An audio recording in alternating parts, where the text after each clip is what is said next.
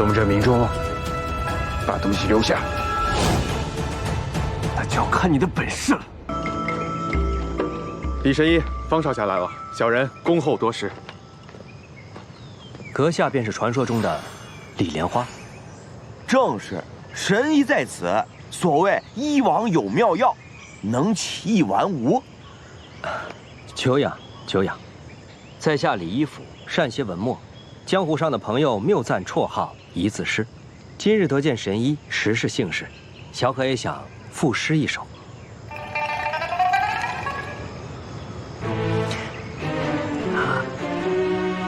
妙。就这？这一字诗一个字，果然是不同寻常啊。这诗还真是有点意思。千金易得，知己难寻。这位常同李神医在一块儿的，便是天机山庄少庄主方多病吧？天机山庄是我娘的，与我无关。我是百川院的邢太。早闻方家富可敌国，今日一见，方大少果然一表人才。在下冷见东方浩。昨夜没睡好，失礼失礼。喝酒的那位呢，是酒痴陆剑池大侠，嗜酒如命，武功不凡。崖边的那位呢，慕容妖公子，岳千人，来中原几年，以武技名震京城，人称武魔。诸位啊，都是我家主人的贵客。是不是贵客，老子懒得管，赶紧让我们进去喝酒才是正事。这漫山红历来的规矩，不可携带外物入内，请诸位将随身物品留在这里，咱们替您看管。吃个酒这么麻烦，老子给你家主人带的礼物是不是也该丢下山？那自然不是，只是礼物要我们验过之后，替您呈现给主人。陆兄，左右带着兵刃进去也毫无用处，不如留下吧。李兄说的有道理，难不成里边这点事儿还不够你忙活的吗？老子只是来品尝美酒的，可没你们这些花花肠的。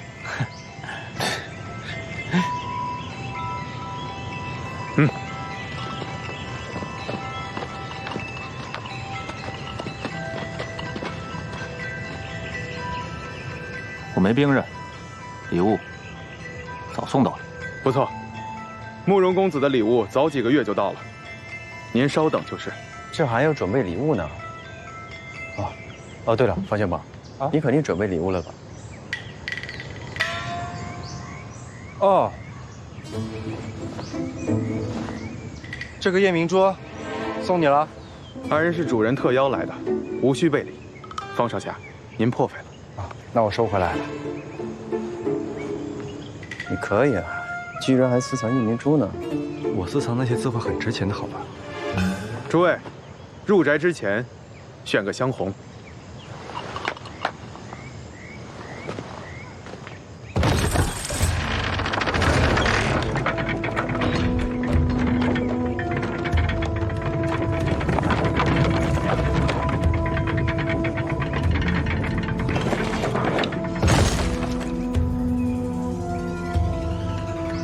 这选香红是？这女宅选香红啊，是这儿的规矩，每位宾客都要选一个作为入宅信物。别怕啊。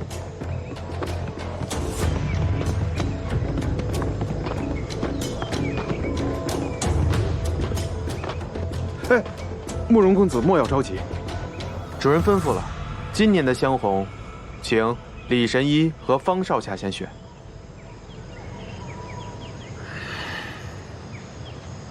请。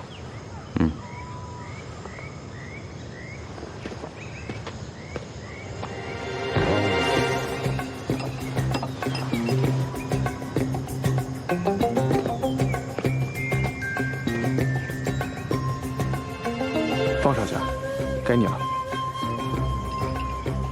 我再想想，你们先去吧。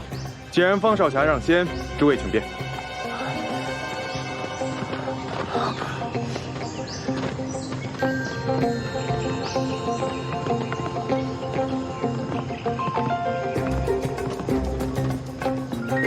方少侠。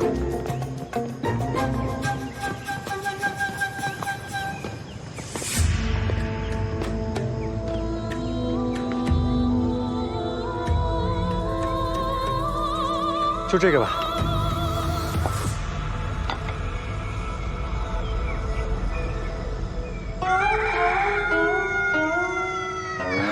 许是哪个姑娘搞错了，稍后给方少侠换个便是。不必了，就这个吧。请入宅。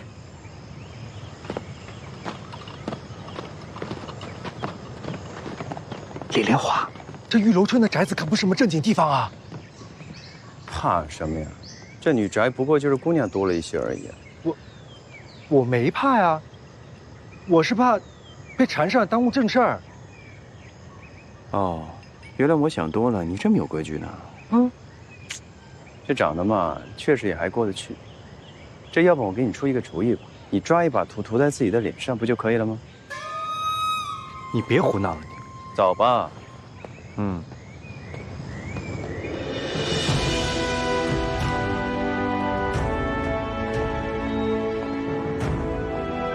女宅之中，除了主人和宾客，其他男人不准踏足。我就把你们送到这里，接下来的路就交给碧皇姑娘了。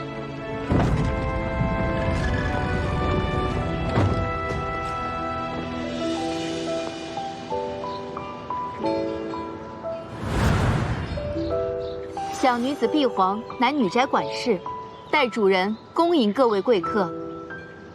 恭迎贵客。贵客们，里面请。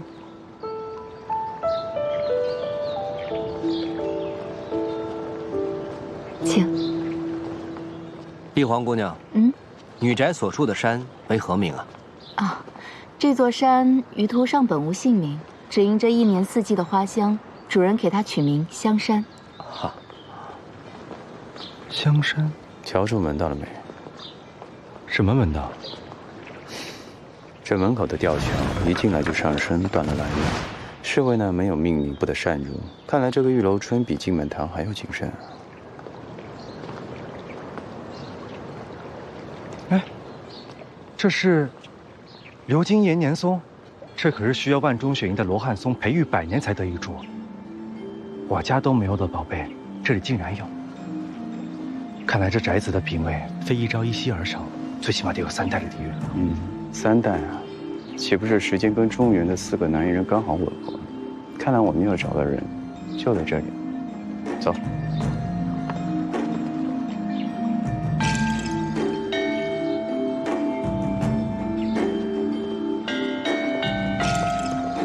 恭迎贵客。诸位公子，这边请。李莲花呢？哎，公子，请随我来。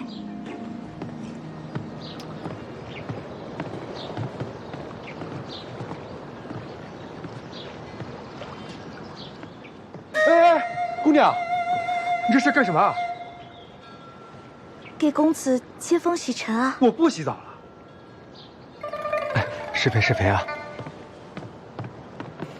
哎，怎么不合方公子的心意？我不洗澡，因为我出门前刚洗过澡。啊，刚刚伺候公子入狱的，应该是荣秋。哦，啊？啊，我是说与别人听的。对了，还有一位贵客来自少羽的月千国，也不喜沐浴，此刻正在茶室饮茶。我也饮茶。碧皇姑娘，你见到李莲花了吗？李神医啊，不曾见他从浣纱阁中出来，想是已经入了全狱。他留在里边了。行车劳顿，沐浴更衣自是应当。公子您先请，妾身这就让人给您上茶。哎，此茶名曰香云红。不必了，我不喝茶，借个地方歇脚而已。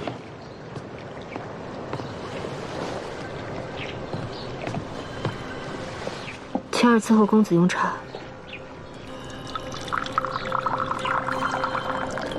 哎，我不是故意的。哎，等等，刚刚是我不小心，不关这位青儿姑娘的事儿，能不能不要记这一笔啊？我只是按规矩行事。可是姑娘们惹恼了公子。哦，姑娘们都很好，我倒是有个问题想要请教一下碧皇姑娘。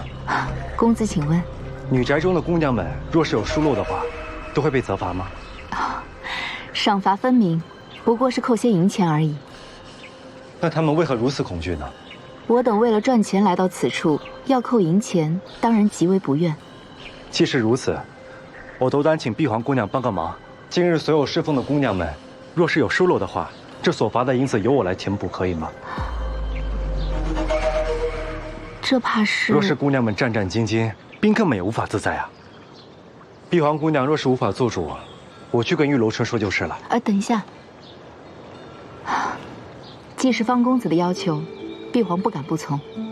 碧皇乃女宅管事，就做主免了今日的监察，回头向主人禀明便是。是。谢了。本以为户部尚书家的公子是个没出息的二世祖，是我陆剑池看走眼了。我本不爱喝茶，但今天没有酒，就以茶代酒，敬你3杯。陆兄别客气，你的肚子还是留给漫山红的美酒才是。户部尚书之子方多变。公主，公主，公主，不好了，公主！陛下为公主指下了婚约的那位户部尚书之子方多变，他不见了。我当什么大事？可现在别人传闻他是逃婚，还说是因为您身高8尺，犹如巨桶，吓跑了他。什么？你逃婚？本公主才是想逃的那个。对了，那个方多变逃哪去了？好像是江湖。江湖？闯荡江湖也太好玩了吧！老板，这怎么卖啊？姑娘是自己来玩的吗？对啊。我仓库里还有更多有趣的玩意儿，姑娘想去看看吗？那你快带我去。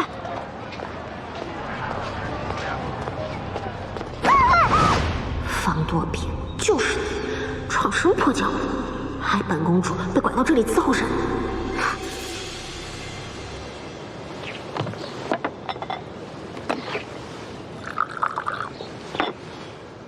姑娘，你这手脚还是轻一些吧，若是不小心破坏了杯子，又得被扣银子了。谢谢你。不客气。李神医。你怎么这么晚才来啊？还行吧。既然李神医也来了，请2位先随我去见主人吧。这漫山红这么早就开了吗？酒宴还早，是主人想单独先见见2位。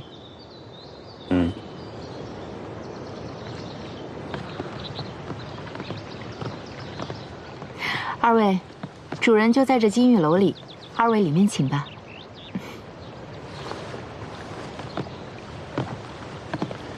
这里的布置与别处的不太一样，不觉得有点像云宝山庄吗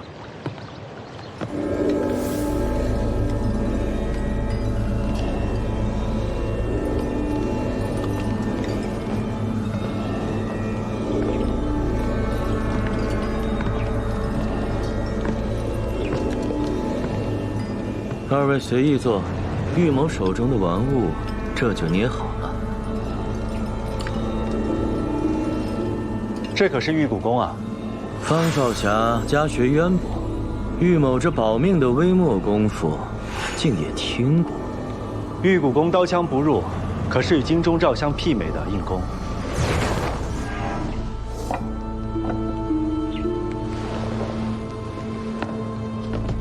2位赏脸，应玉某仓促之邀，玉某感激不尽。既是仓促，肯定是有什么急事吧？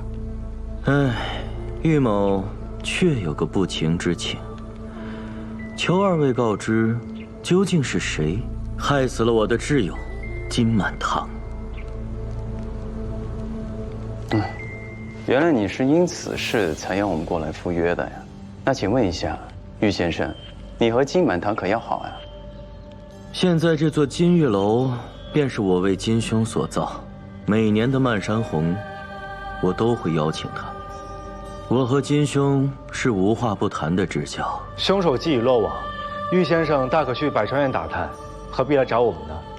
金兄乃是谨慎小心之人，不会被贪财小贼所害。我知道，这里面还有文章。当时二位在场，可否告知玉某，到底发生了什么？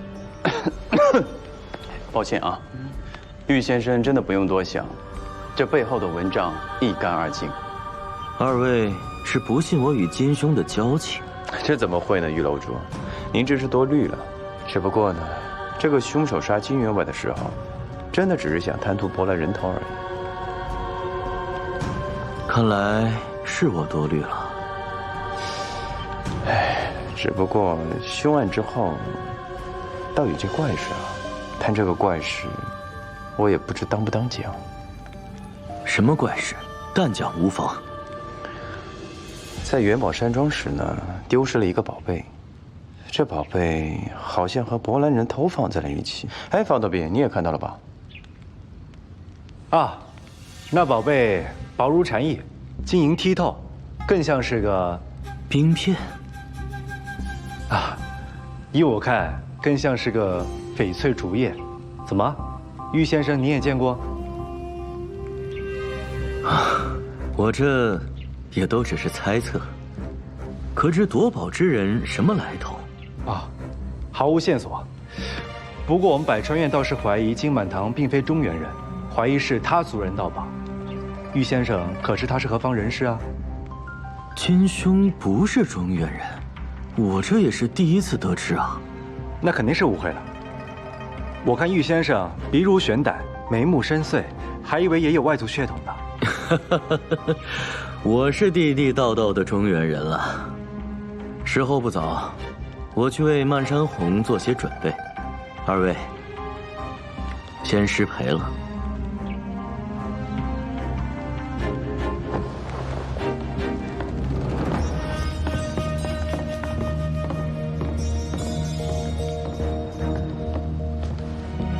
他不只知道冰片，他自己也有冰片。不如咱们今晚以赏月为名，夜探女宅，看看这秘密藏在哪儿。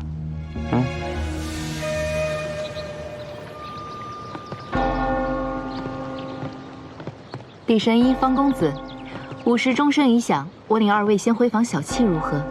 听这钟声不近啊。李神医好耳力，这是一座古寺的钟声，离这儿大概2、3个山头的距离。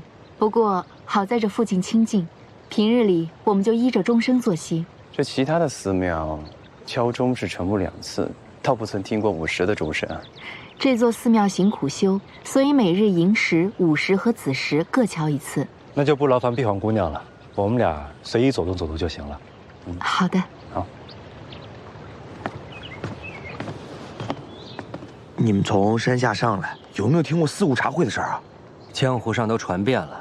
哎，真没想到这李相夷是这样的人。我早就知道了。当日发生此事时，我就在当场。啊！那日我正巧路过，本想救起这单孤刀，可是百招之后，稍有一疏，还是让这李相夷一剑取了单孤刀的性命。那他为什么放过你啊？我以前救过李相夷的命，否则他早就把我一块杀了。都说这玉先生请的是奇人，没想到这位东方大侠是靠格外会放狗屁才说要来此的吗？姓方的，你什么意思？要不咱俩比划比划？来呀，谁怕你啊？方小宝，别冲动，着什么急啊？或许这位东方兄真的救过李相夷的命呢。说什么呢？敢问东方兄啊，这个李相夷年少时还有打不赢的仇家吗？有啊。哦，看是这个样子。或许这个仇家逼李相夷跪地求饶之时，这位东方兄路见不平，拔刀相助，抢着替李相夷连磕18个响头，最后救了李相夷的命吧。李莲花，你们2个合起伙来消遣老子！哎，不敢。东方兄，开个玩笑嘛，不必认真啊。就是开个玩笑。诸位，漫山红这就开始了，请各位随我去庆红殿吧。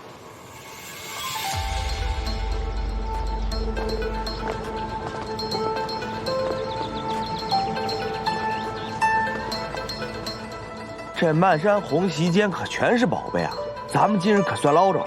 师兄，你好歹是读书人，怎么？方公子，红袖添香才有趣嘛！一首功名，一首良缘。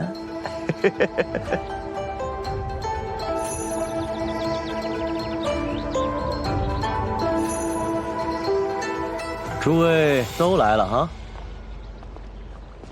在场的诸位都是玉某敬仰之人，有幸竟全数请到。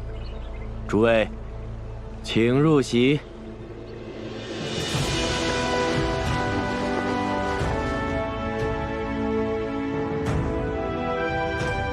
诸位桌前这壶酒，乃是香山冰泉所酿，存了100年。每年的今日才会起出一坛，漫山红便是这酒的名字。漫山红是酒？正是。不是，就没别的了？这100年佳酿还不够，还想要什么？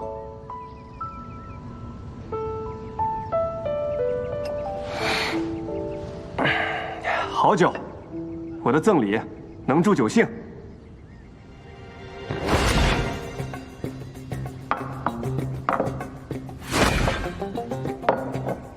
此饮冰杯乃雪山冰魄所铸，与这漫山红佳酿当是绝配，诸位不容错过。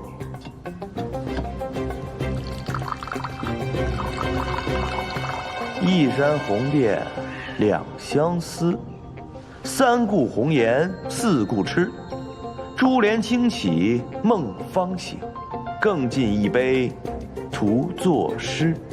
这诗中满是遗憾，看来施公子爱红颜多过于爱美酒。巧了，方才在下也是诗兴大发，也做了一首诗。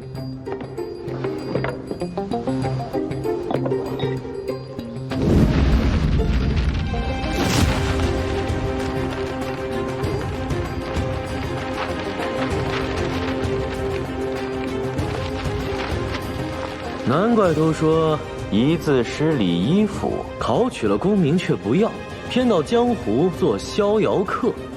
这一个纯字竟能看出玉碗盛来琥珀光的画面。难道李神医和方公子真的没有准备礼物啊？哼，这方公子的贺礼就是帮诸位找一找真正的漫山红。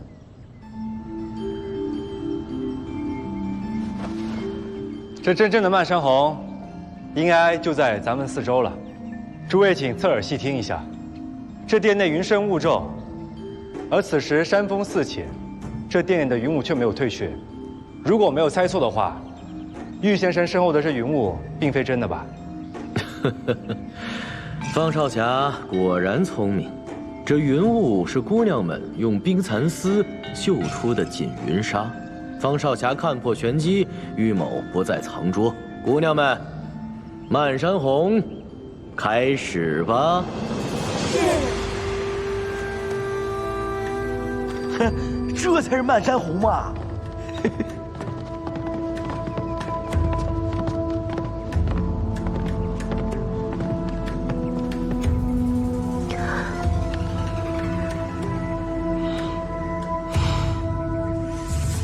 山门前选的香红，各属于在座的一位姑娘。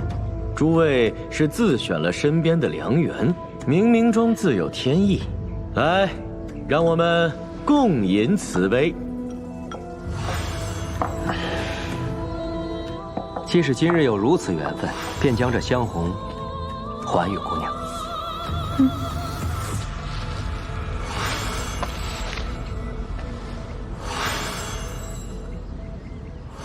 小女子名叫熹妃，今日与神医结缘，特将这木槿花回赠，愿神医日日都有如花美眷陪在身边。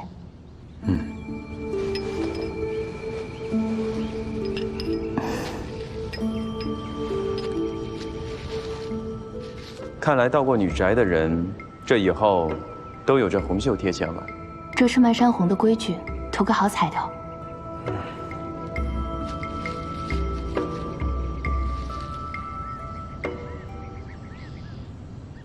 那个，鸡爪不好意思揣在怀里，丢在外边了，我能不能不还了？公子是闯荡江湖的大侠，丢便丢了，我又能怎么办？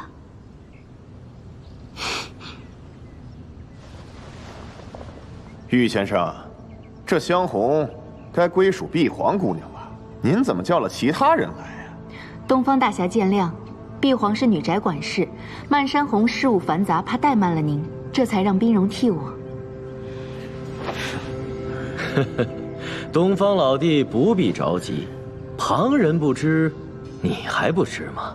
漫山红之后，你有的是时间。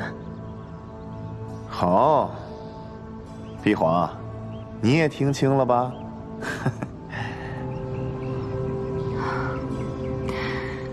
诸位，漫山红除了美酒，另有一道珍馐，必得品尝。哎呦，这名为春参不知处的鱼汤，乃是用北海的白鱼熬制多日所成，大补。漫山红可不是每次都有，大家这回有口福了。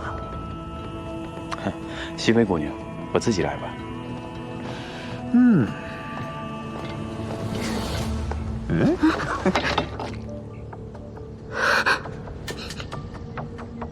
青儿，没事，我本来就不爱喝汤，这不喝正好。方公子，您若是不喝，就是妾身招呼不周，非要自罚不可。来人，给方公子再盛一碗。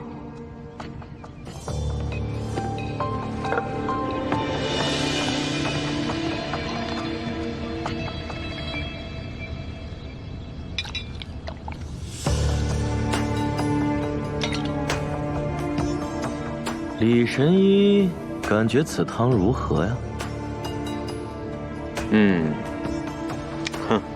这汤确实不错。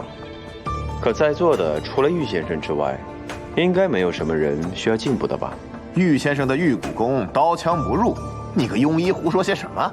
你说谁呢你？这也没有什么大问题，只是玉先生胆有些虚寒，否则怎么可能会随身携带一个保镖呢？我身旁这位名叫新觉，乃是女宅的护院，让他寸步不离，是因为这是女宅，女子太多，随意走动恐有麻烦。好，原来是这个样子，那的确是我唐突了。玉先生对姑娘可真是照顾有加呀。这些姑娘不过是与朋友们饮酒赋诗，我怕的是这些侍卫们乱了心境才是真的。玉先生这话未免太轻贱自己了吧？女宅中的姑娘们留在这儿，不过是为了求财，不管是主是仆，总得留些情分。若是玉先生不把人当人，那在别人眼里，玉先生不过只是个活的钱袋，这还不是轻贱自己吗？哼，玉某受教。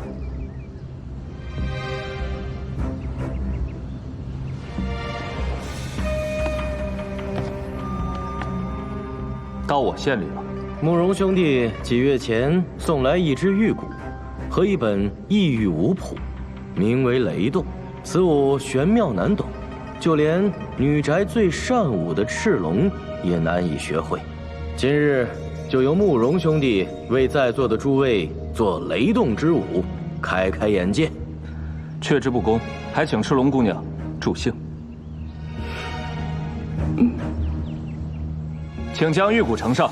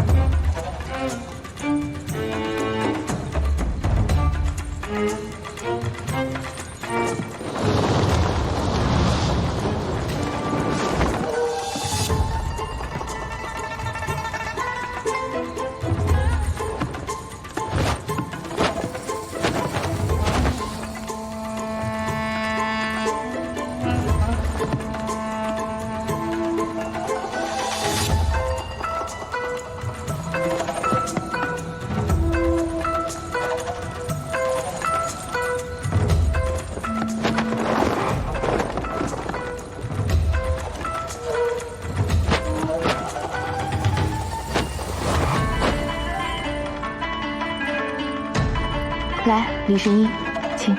有劳了。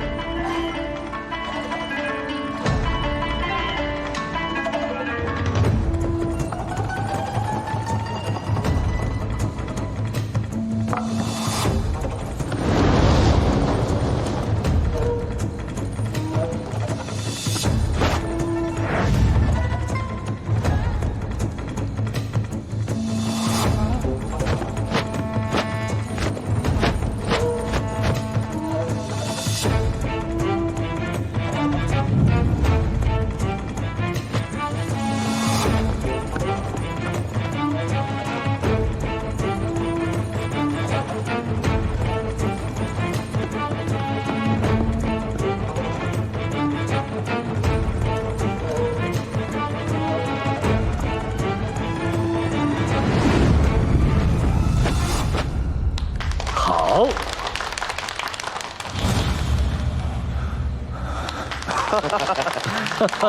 好，好一曲雷动之舞。玉某恍然间做了一场美梦，我看诸位也是如此啊。既然诸位酒意已浓，就各自回房休息吧。那就多多感谢玉楼主啊！李神医，回房了。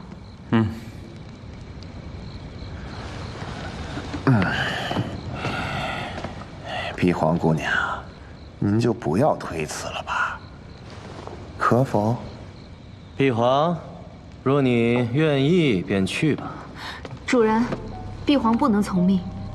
碧皇心中唯有主人，绝不会委身他人。天意所在，随心而行。碧皇，你是管事，不要坏了规矩。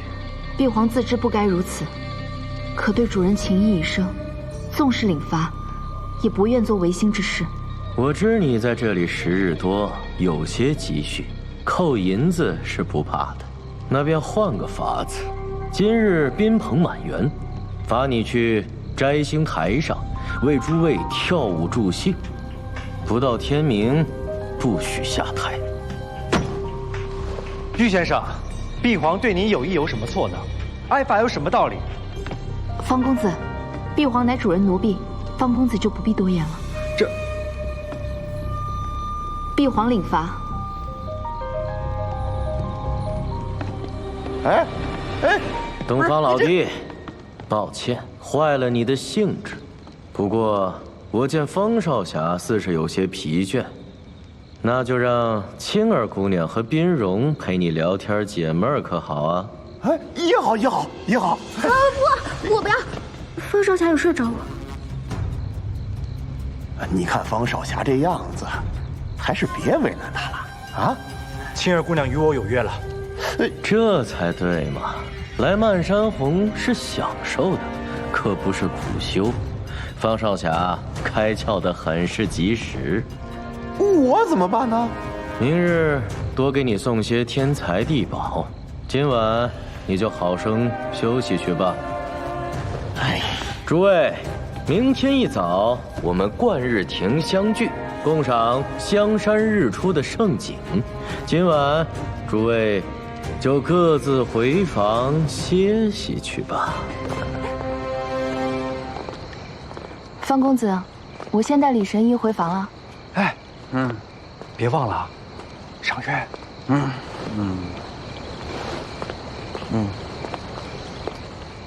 等你啊。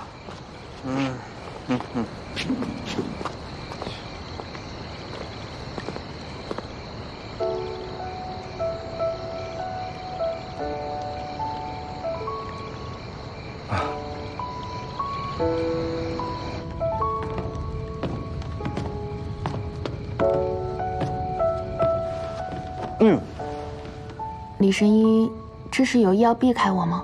没有，这什么情况？刚刚酒都喝多，这一下都回来了，还是劳烦西薇姑娘送我回来。我这李神医并非轻薄之辈，但我对你的仰慕也实属真心。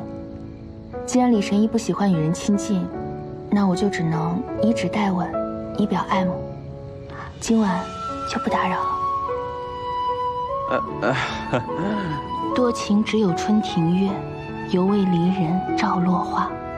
李神医，好吗？哎，好嘞。哎，我突然想起来了，这外面还有人等我赏月呢。这样吧，这西梅姑娘你睡这个卧房，我睡这个外厅，就不打扰你好梦了。嗯。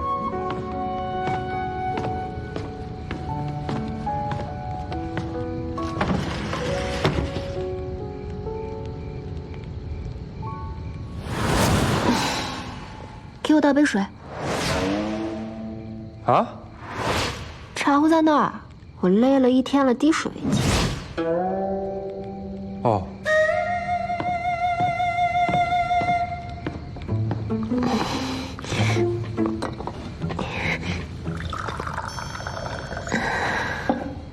哦，那还有点心呢，也给我带过来。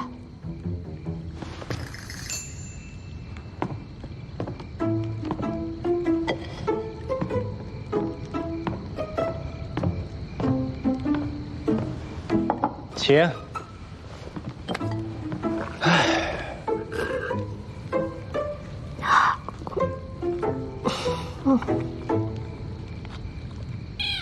你看我干什么？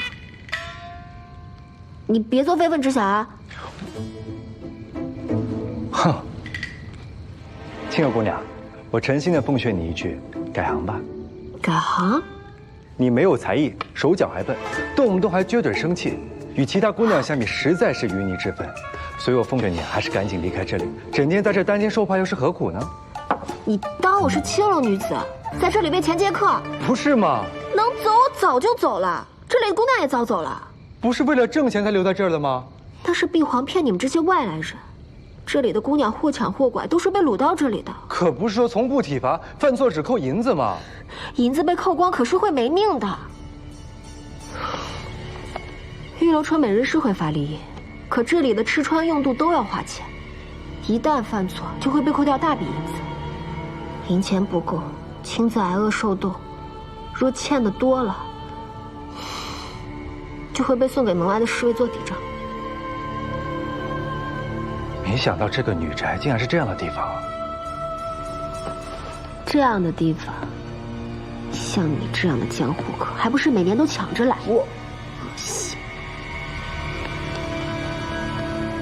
敢问姑娘又是哪里人呢？为何被拐到这里来呢？我家住京城，家里贫苦，吃不起鱼肉，只能以白米充饥。2个月前看杂耍，莫名其妙被拐到这儿的。这时候又何必撒谎呢？家中贫困是吃不起白米，而且你手中没有茧，这分明是大户人家。我不想说还不行吗？反正那日一个布袋套到我头上，一股甜香我就晕了，醒来就被带到这个鬼地方。哦，原来是迷药，这便有几分可信了。你不是喜欢闯荡江湖吗？那你现在就去把侍卫们都打倒，吊桥放下来，就有出去啊。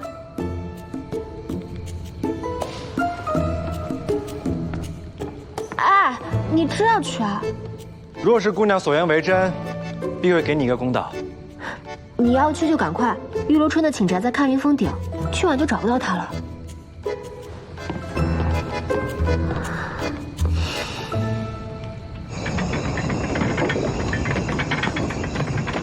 玉楼春，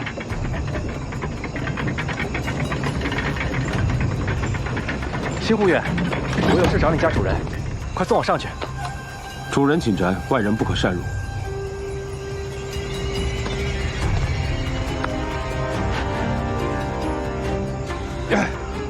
你转不动的。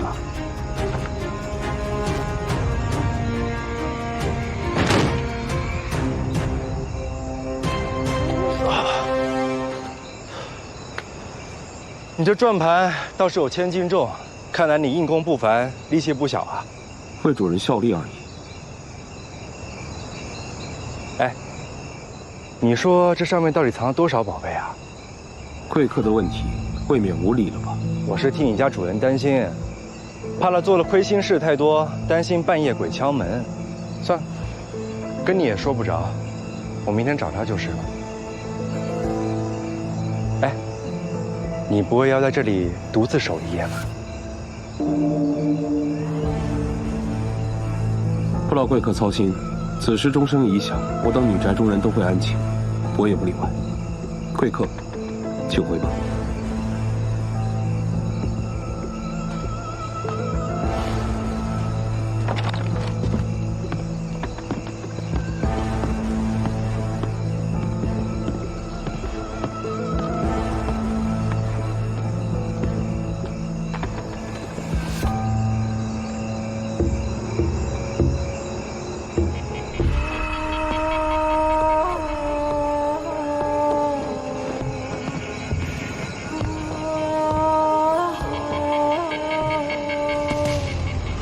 玉楼春这个禽兽，等我明天问清楚了，就送他去百朝宴受审。怎么样？晚了一步，他已回寝宅。不过你放心，我明天一定找他算账。还得明日，亏我给你留了半块点心。姑娘，你这胃口还真是健壮啊！难得这屋子里的东西不用我花银子买，我当然要吃饱了。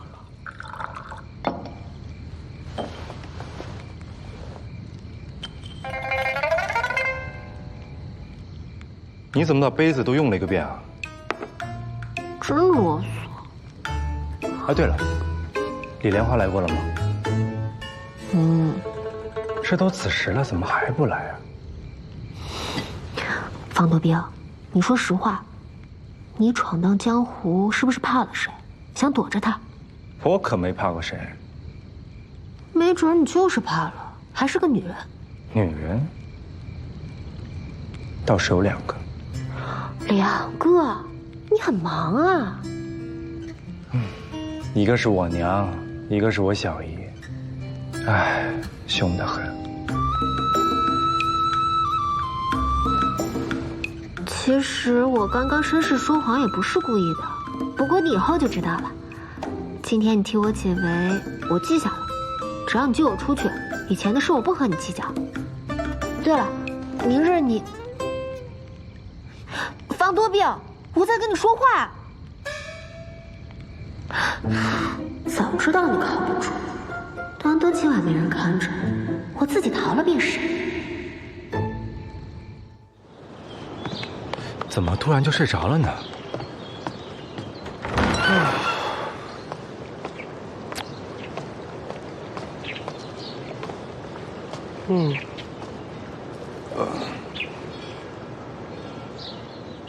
见色忘义。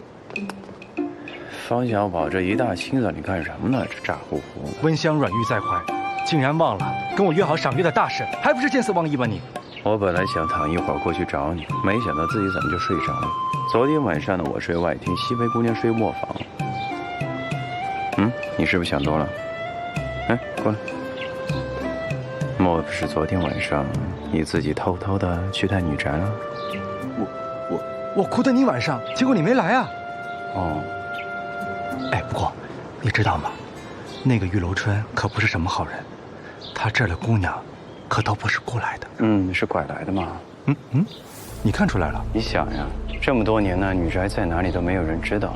若是雇来的呢，来去自如，早就泄密了呀。这个玉楼春，把寝宅建在了开云峰顶，不让外人进出，定是派人过来寻仇。我猜，这个兵片也藏在那里。李神医，有道理。原来是方公子到了。2位要去观日亭，我为李神医备了斗篷。方公子的斗篷，青儿没给你准备吗？哦，他一大早，我看他睡得太香，就没叫醒他。那我为方公子备一件便是。有了。观日亭在女宅之外，是为营旁，我等女眷不便陪同，2位路上切莫着凉。那就有劳熹妃姑娘了。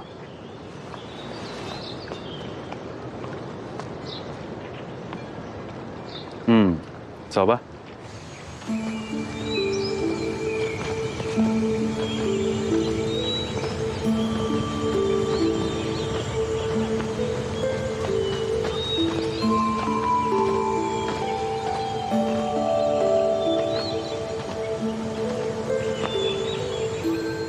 香山红叶相映红，这，哎呀，景美啊，也更是有意境。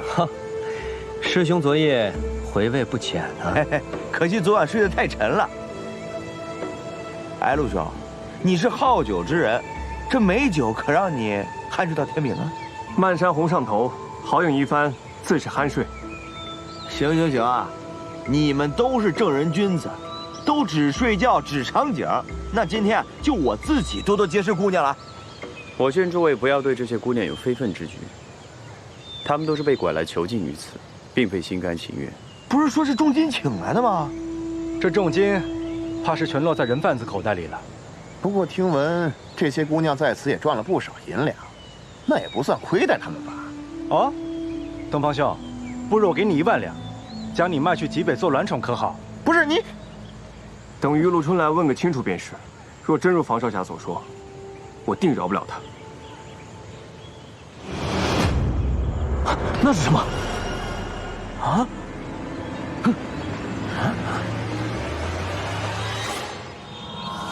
这扳指不是玉楼春的吗？难道血迹未曾凝过，应该是刚斩下来不久。玉楼春的手怎么会在这儿？他人呢？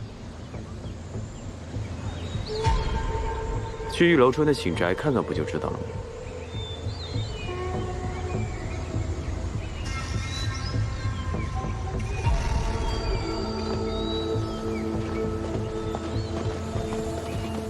玉楼春呢？主人自是在山顶寝宅。快送我们上去看看。主人寝宅，外人不可擅入。你家主人会不会自行的下山呢？看云峰唯有靠着坐藤栏上下，我既没见主人下山，主人自是在山顶。诸位，他有什么事吗？我们今日发现你家主人的手臂被切下来，丢在了观日亭旁。这枚玉扳指，你不会不认得吧？这怎么可能？再不送我们上去，你家主人是生是死可就难说了。快点吧！我即刻召集院外侍卫入女宅，送我上山。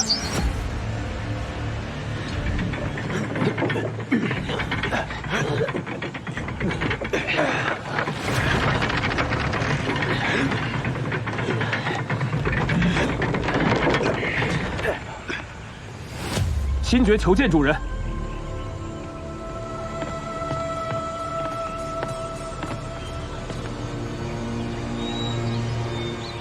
新爵唐突了。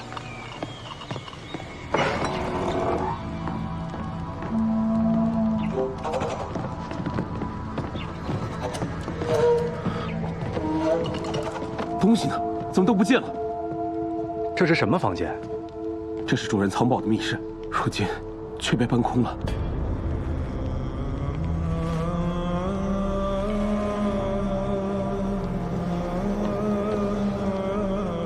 你看，这绸布上的雕花和一品分是一样的，难印不了。难不成又是冲着病片？也可能是冲着财宝呢。说，你们昨晚都在哪儿？昨晚每位宾客都在自己屋里睡觉，能去哪儿啊？自然是做梦啊！新护卫和侍卫们昨晚在哪儿？侍卫们没有命令，根本不可能进入女宅。我昨夜子时也到院外入寝，侍卫可以作证。啊？那就是说都没有嫌疑了。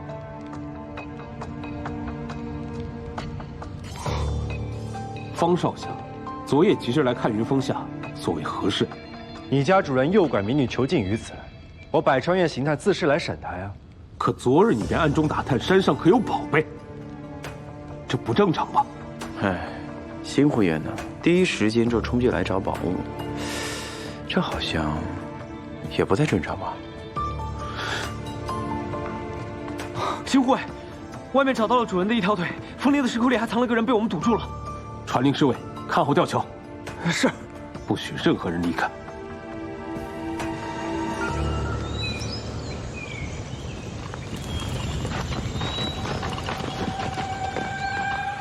再不出来就放火熏烟了。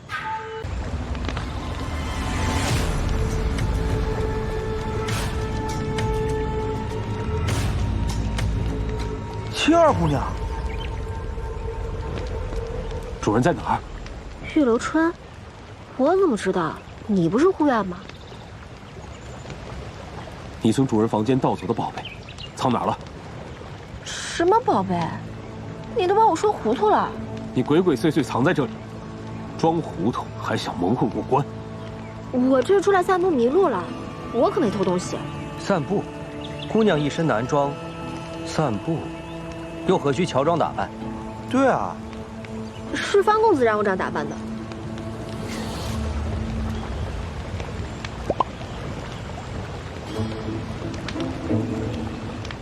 方少侠，你们昨晚一起回房，然后让他穿上男装出门？青儿姑娘，啊，玉楼春呢，如今生死不明，没有人可以威胁你了，你可以说实话了。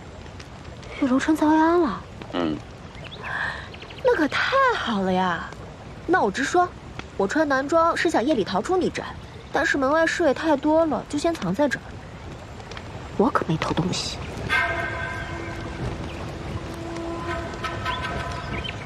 你收拾了玉楼春，还挺厉害的嘛。这时候就别乱说话了。你们俩好像很熟悉啊。昨日不是初见吗？聊得来还不行啊？不就是要找嫌疑犯吗？来，这玉楼春的断手断脚可是被兵刃切下来，可我们进女宅之后，兵刃都被收起来，这唯一的嫌疑就是新护卫你自己吧。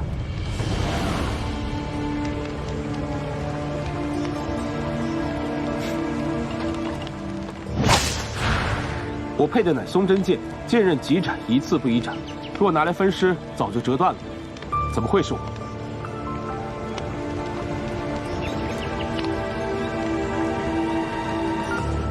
你们看，这里有尸块。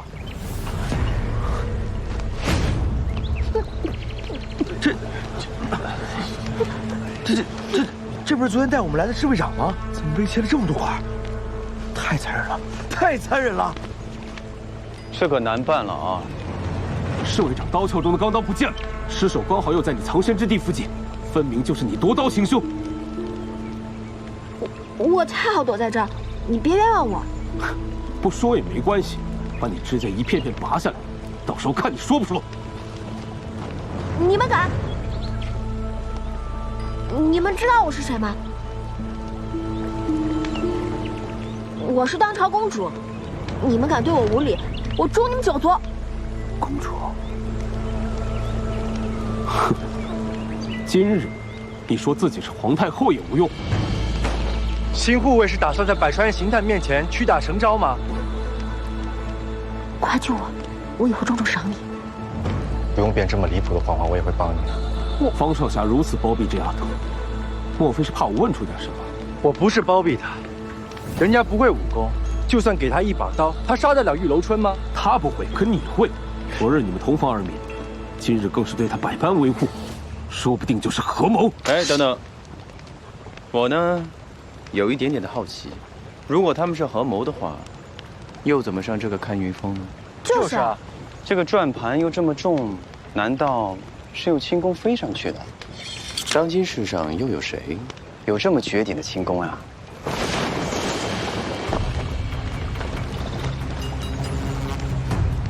阿飞，总算找到你了。苏小庸太吵，我怕忍不住杀了他，还是找你比较好。你是怎么上来的？轻功啊，一座一座找，费了点功夫，多亏了刚才的小剑。你来的可真是时候呀！李莲花，你刚才说世上无如此好轻功之人，这有数千尺。他能上女宅，就能上看云峰。凶手就是你们！哼，那个误会啊！忘了给大家介绍一下，这位呢是南海派的阿飞，也是我的随从。他的轻功呢也确实不错，不过他这个人啊脾气有点古怪，是不建议随便动手的。对啊，这个叫阿飞的人来去自如，又何必杀侍卫长夺刀？直接从山下背一把过来不就行了？金儿姑娘，你添乱可是第1名。阿飞背上背的是什么？刀啊！哦，的确是一把大刀。这个刀呢，确实不同。它这个刀的材质非常的特殊，跟这断肢上的刀痕截然不同。阿飞，给大家砍一刀试试。不砍。就一刀，那个晚上给你做个好吃的。你的菜那么难吃，还能拿来当奖励？算了吧，李莲花，你的下人是不会答应你的。哼，未必。过来。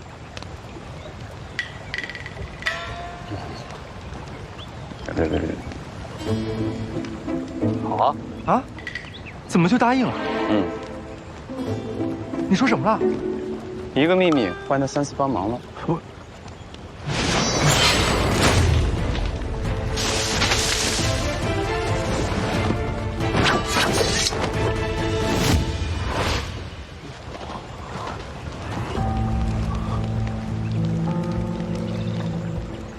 石公子，你是神明谷的行家，那不如来验验这树上的刀痕啊。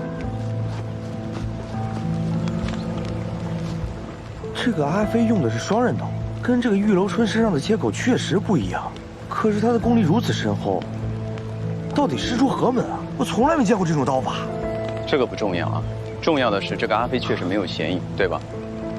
那到底是谁？难不成就没有线索了吗？线索不是一直都在吗？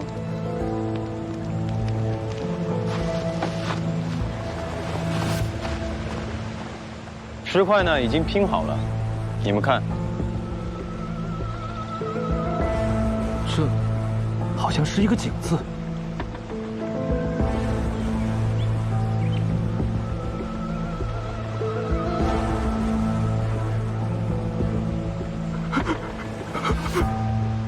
哎，你为何在发抖啊？我好像想起了一个传闻。传闻？香山之前惨死过一个刀客，他化成了厉鬼，终日在香山杀人，好像叫什么鬼王刀，就是这井字斩。鬼王刀确有其人，曾也是一位用刀高手，只不过7年前就失去了音讯。你们看侍卫长身上这个切口，虽然有些粗糙，但是像极了鬼王刀的成名刀法——井字切。想想玉楼春的断手断脚，会不会也是井字切？那玉楼春怕是活不成了。只是一手一脚而已，主人未必会死。死了？你说什么？跟我来。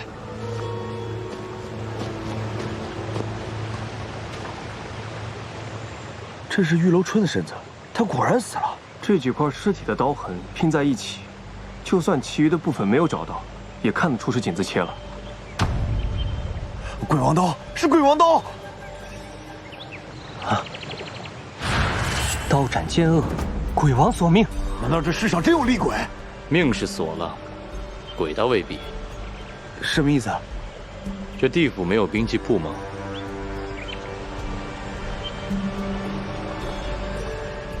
阿飞的意思是，若真是厉鬼，干嘛还要在杀人前再夺把刀呢？所以，这鬼王刀只会是人。方少侠和李神医破过不少悬案，依二位看，现在该如何是好？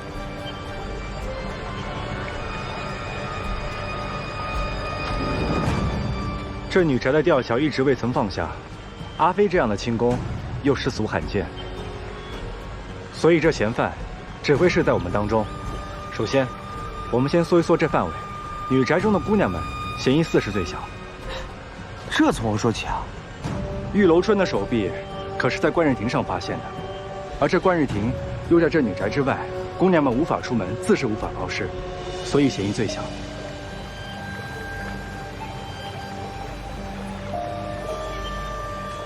接下来倒是要问问，这新护卫和侍卫们有没有嫌疑了？你们来这里之前，一切都相安无事，凶手分明是在你们这些宾客当中。让我来说两句啊。这不许进入女宅的侍卫长，却都死在了女宅中。哎，新护卫，这难道你都不需要查一查吗？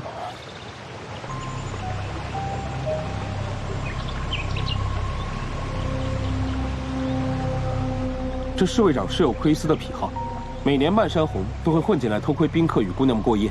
念他老实不曾出阁，我早就知道，就不与他计较。这答案，二位可满意？这满意。那也就是说，只要新护院默认的话，那这些侍卫们还是可以自由进入女宅的，对吧？是。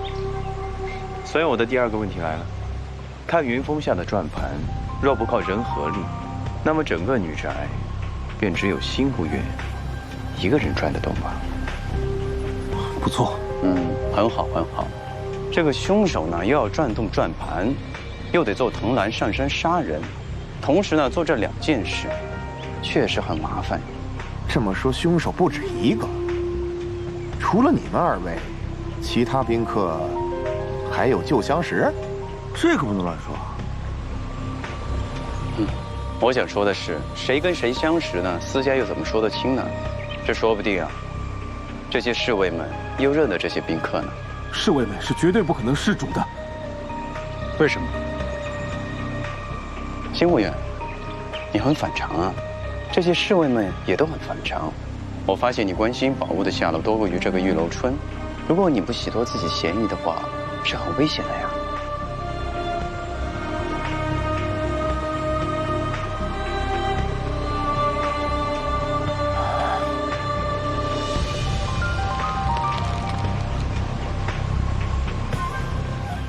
我与女宅中所有侍卫绝对不可能伤害玉楼春，因为我们都被玉楼春下了剧毒，披肝沥胆。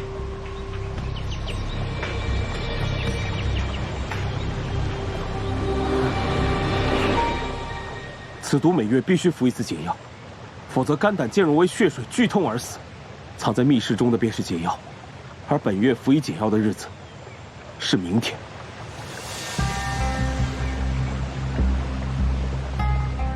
明日若寻不到解药，你们就会死。正是。星爵求2位救我一命，否则这帮兄弟将死之前太过痛苦，只怕会自控不住，伤了诸位。你这是求人还是吓唬人？新护卫，你先起来吧。我是百帅院的邢太，新护卫是否清白，我们自是会查个清楚的。我也要跟着你们一块查。方多病，这清热姑娘呢，让她跟着也好。他毕竟啊也熟悉这里。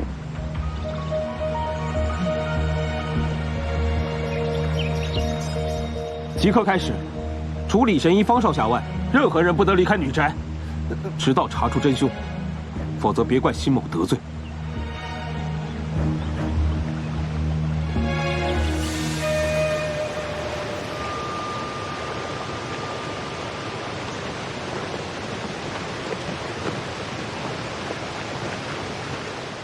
这凶手是怎么上了看云峰啊？那个阿飞不是会飞吗？没准凶手是从这儿飞上山的。这世上像阿飞一样有本事的没几个。哎，对了，阿飞呢？阿飞才懒得管这闲事呢，怕是在睡觉吧？没准他是顺着这绳索爬上山的。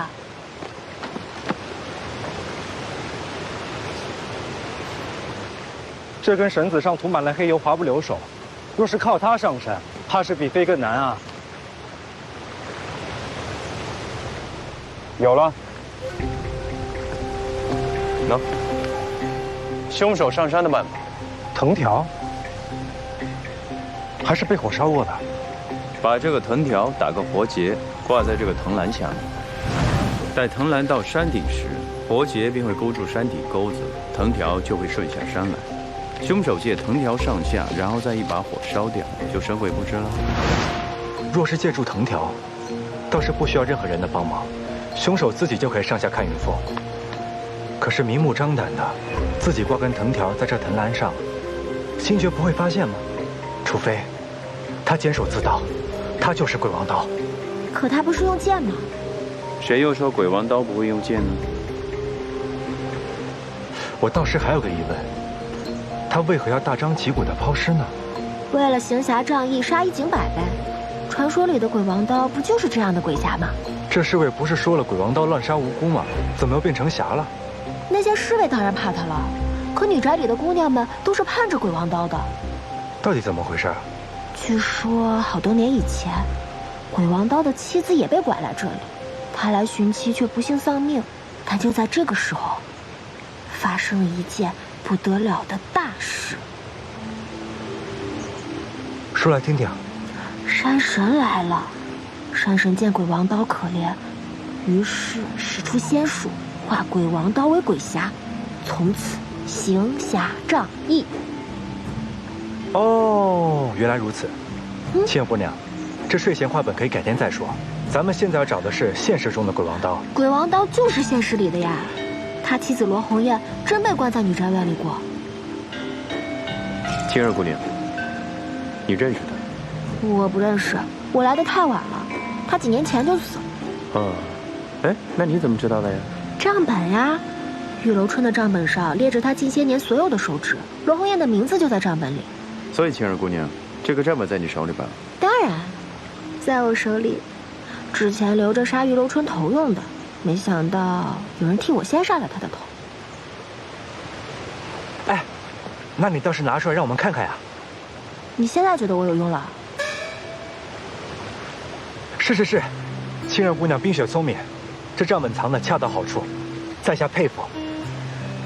那你跟我来吧。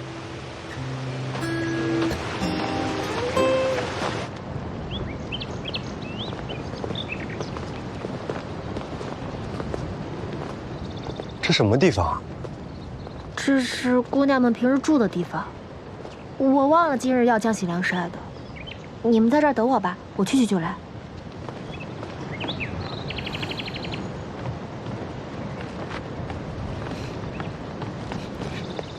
账本来了。哦，这账本怎么这么臭啊？玉楼春丢了账本可大发脾气呢，我当然要藏起来了。你藏哪儿了？衣服下面。别挑剔了，别。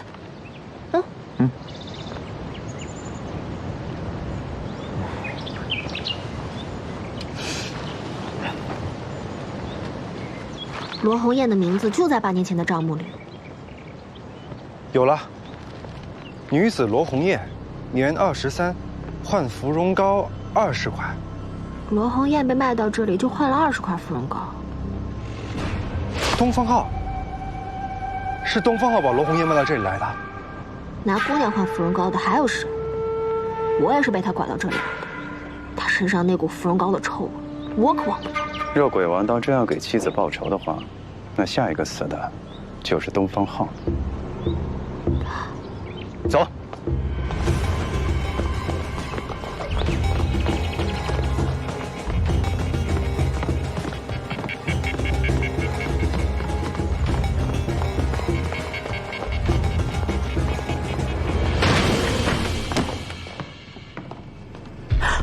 东方浩已经死了。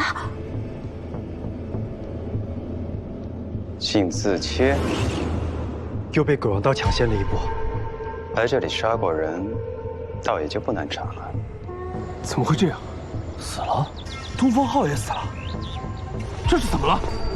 难道鬼王刀不只要杀玉楼春，还要杀我们所有人？哎，这些问题呢，就大家问问鬼王刀，也就知道了。李神医是找到凶手了吗？诸位，可否让我闻闻你们身上的味道呀？闻味师兄，李神医不但医术了得，难道还长了只狗鼻子不成？东方浩屋里满是芙蓉膏的味道，在屋里杀人，自然身上会带上这臭味，所以一闻便知了。请大家把手伸出来。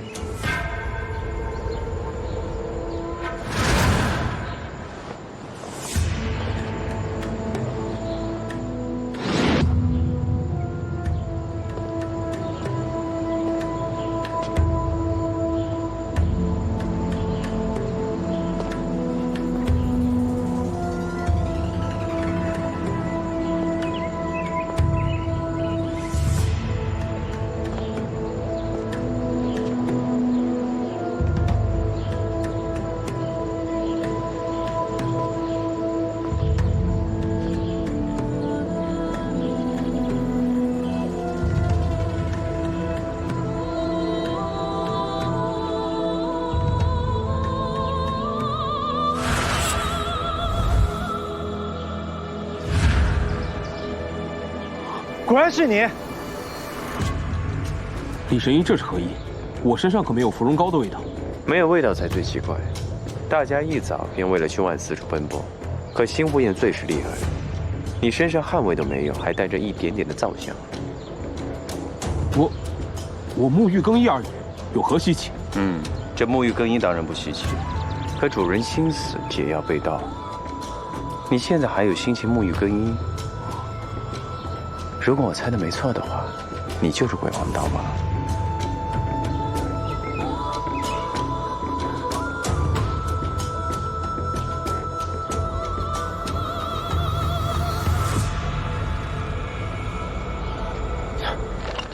你昨日见过的兵器，乃是这柄松针剑，现在何须多此一问？这鬼王刀当然可以用剑了。阿飞，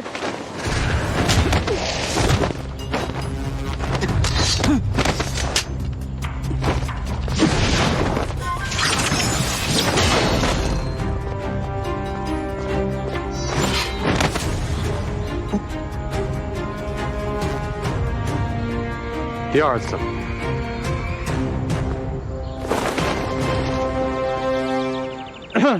诸位，看吧。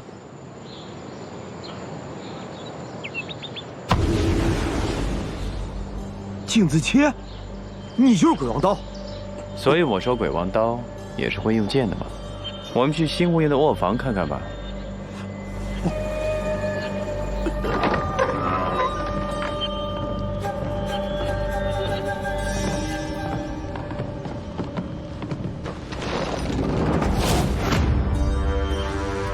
原来新护院一直是贼喊捉贼啊！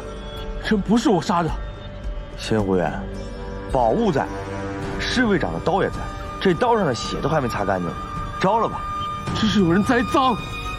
鬼王刀，墙上的井字切功力深厚，如假包换。我是鬼王刀不错，我也想亲手杀了玉楼春，可人真不是我杀的。7年前，我妻子被抓上女宅，我来寻她，才知她已自尽。玉楼春武功了得，我不敌被擒，为求自保，答应服下披肝沥胆做她的护院。我这种连妻子都护不住，贪生怕死为仇家做狗的人，哪来的勇气杀玉楼春啊？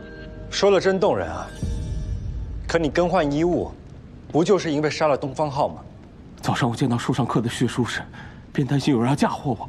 回房果然看到桌上这些金银和佩刀，佩刀上沾了些芙蓉膏的粉末，我猜想定与东方浩有关。谁知刚一进门，就看到他已死，才知道中了连环套。我急忙回来沐浴更衣，还来不及藏好这些，就被叫出门去了。我，仙爵，滚出来！这是什么？刚才在门口的时候就看你鬼鬼祟祟藏东西，挖出来一看，竟然是解药！你杀了玉楼春，藏好宝物，还想私吞解药？你拿着这个逍遥快活，让我们哥几个等死吗？我恨不得砍死你！凶手既已落网，明日我们百川院自会发落，诸位莫要心急了。这解药还有2个月的粮，就不给你这个杂碎留份了。把他关到柴房去。我私藏解药是不该，可这解药也是与宝物一起放在我的桌上，我想活命啊，有什么错？方少侠，李小一，不是我，这是有人栽赃啊，栽赃啊！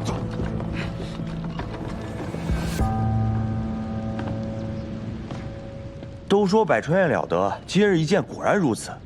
说好明日破案，没想到今天就把案子给破了。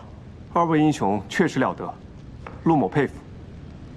我的诗画也算有新的题目了。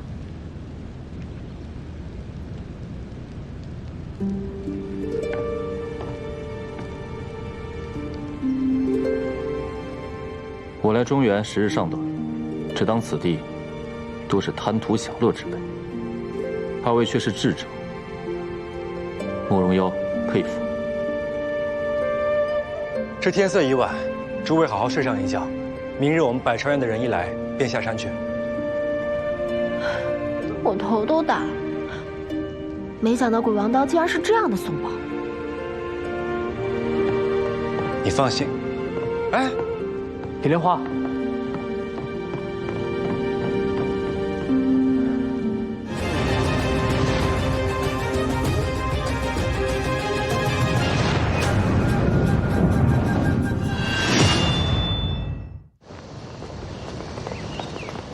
李莲花，怎么了？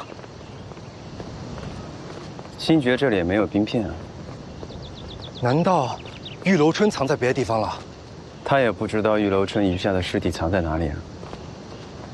莫非星爵藏在了别的地方？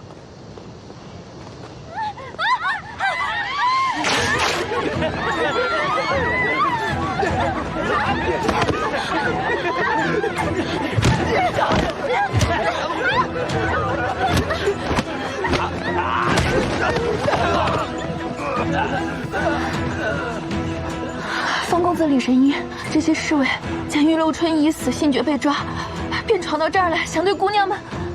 诸位身中剧毒，本是可怜之人，却要冒犯可怜的姑娘们，实在是可悲啊！左右都是接待客人的玩意儿，让谁快活不都一样吗？你左右都要死，是不是什么时候死都一样？这个解药的量呢，只能够用2个月。若再看到此等行径，那这解药的配方也就算了。不敢了，我们不敢了。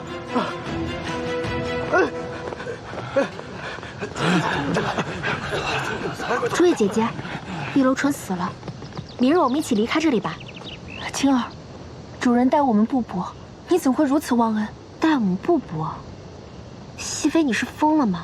我们每天被关在这里，担惊受怕，怕丢了银子没饭吃、没衣穿，怕丢给门外的侍卫营，这叫待我们不薄？外面的世界比女宅要凶险万分，你就看今日那些侍卫的所作所为，你就知道了。这些年，一直都是主人在保护我们。这是囚禁，不是保护啊！我们每天被关在这里，就如猫狗鸟雀一样，哪还像人？碧荣、玉烟，你们说句话呀！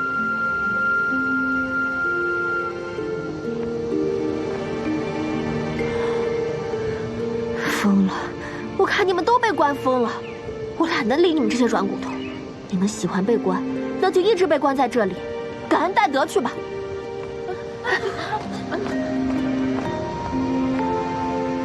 感谢二位查出真相，为主人报仇。你们当真不恨玉楼春吗？女子在这世间，本就没有什么好去处，留在这儿侍奉主人，便可万事无忧。侍奉一个人，总比侍奉所有人来得轻松。可是人各有志，不必多言。那便祝姑娘们顺心顺意啊！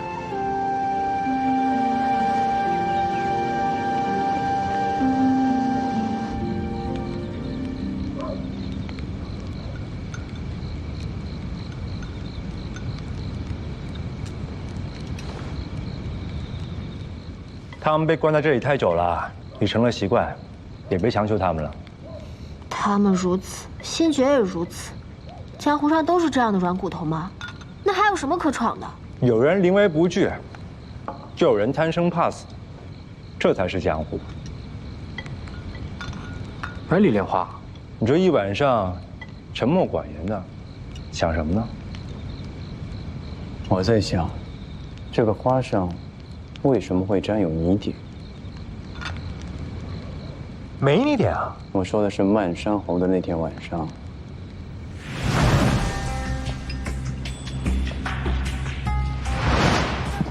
花长在土里，沾了泥很稀奇吗？这墨锦花树有1丈之高，开在高处的话沾了泥点，当然是很稀奇的了。没准儿是姑娘们采花落地上了。泥点浑圆，并非落地而沾，而是被溅起来的。姑娘采花为什么会溅起1丈高的泥水呢？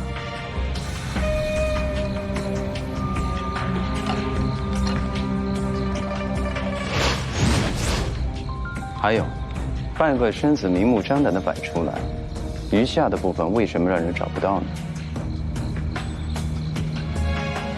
星爵承认自己是鬼王刀，那他为什么不承认自己杀了人呀？显而易见。什么？破绽显而易见。显而易见啊！行，那不如你来说来听听。你用一个秘密让我在香山帮你3次，这算是第3次吗？别得寸进尺。不如你先把秘密说出来，省得赖账。不是我说你这个阿飞啊，啊，哎，我什么时候明目张胆的赖过账呀？这你也别板着个脸。好好，我告诉你，哎，你事前说啊，知道自己不想让我死，却不知道为什么。这个中原因呢，是你想让我帮你救一个很重要的人。救人？嗯。救谁？哼，这就是下一个问题了。阿飞，你倒是说呀，什么破绽？这3个人身上的刀法都有破绽。嗯。这3个人身上的刀法看上去都一模一样，但若从刀法练到刀艺的境界，就能看出用刀者心境的区别。东方浩身上的刀艺少有凝滞，玉楼春身上刀意决然，一气呵成，而侍卫长身上的刀意犹豫迟疑。这，莫非是3个凶手？是模仿啊。魔法？别被景子切带进去了。第一个死的呢是玉楼春，这第2个死的是侍卫长。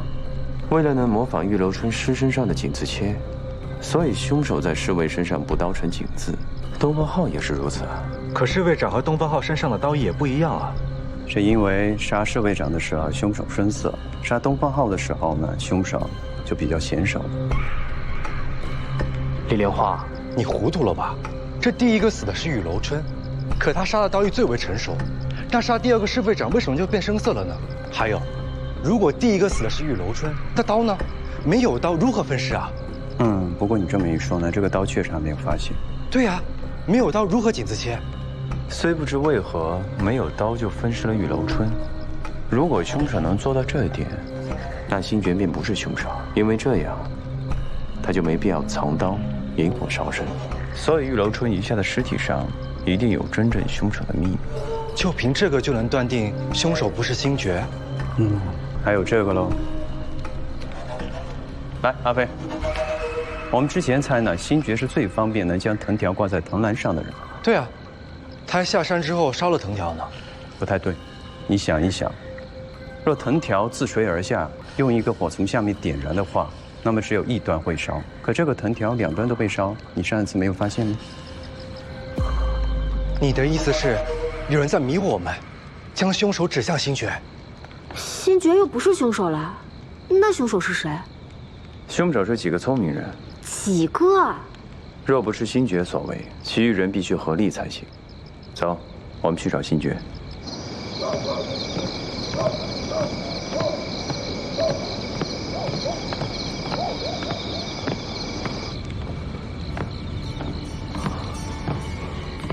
你这是侍卫们打的？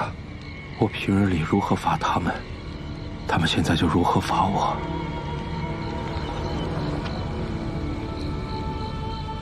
现在所有的罪证都指向你。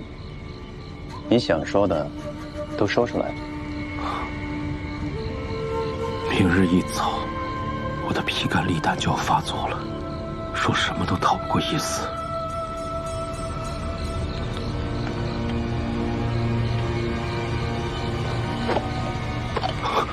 你，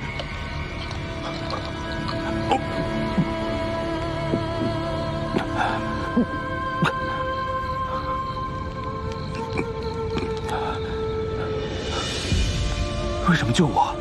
我拿来这个解药救你，就是不想让人蒙冤。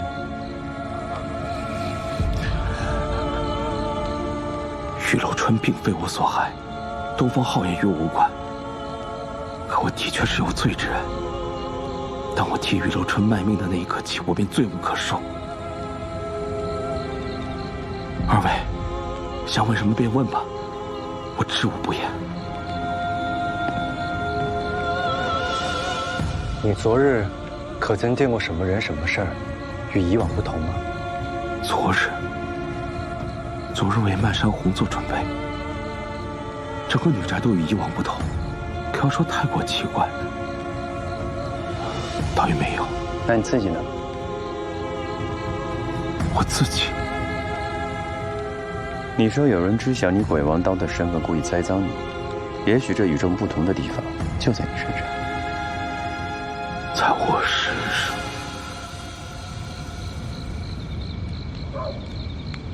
上，我除了醒来的太早，别无不同。你昨日醒得格外的早。是的，我侍奉玉楼春，子时入睡，寅时便须起床。往日寅时钟声响起，我只觉睡得不够，可昨日醒了许久，方才听到寅时的钟声。月亮，对，月亮不对。你就别激动了，怎么不对了？月亮不对，就是时辰不对。今日出发，昨日初七，此时的月亮应当是在西方的天空将落未落。我昨夜在此地见了玉楼春之后，此时的钟声响起，而碧皇正在起舞，可这月亮却在头顶偏西，离这天边还远着呢。看来昨夜子时的钟声就已经提前早到了。星爵子时入睡，寅时起床。若他不是凶手的话，那凶手上山作案的时间只有子时到寅时的2个时辰时间。但若是钟声提前了，那凶手作案的时间可就更充裕了。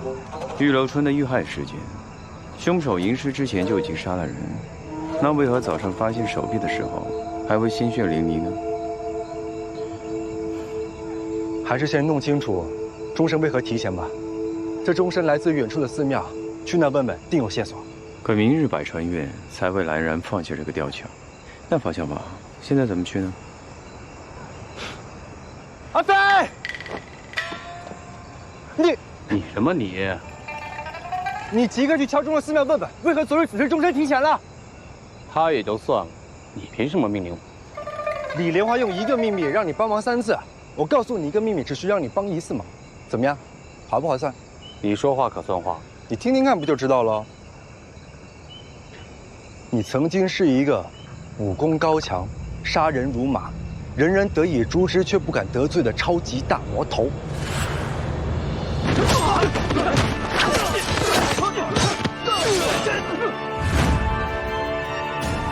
怎么样？相信了吧？相信了就赶紧去喽。好。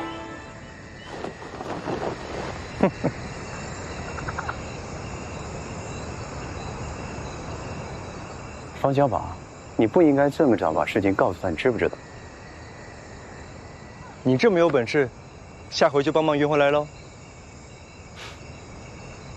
对了，接下来该怎么办？你说呢，方大刑探？都在摘星台跳1夜舞了，该去见见他。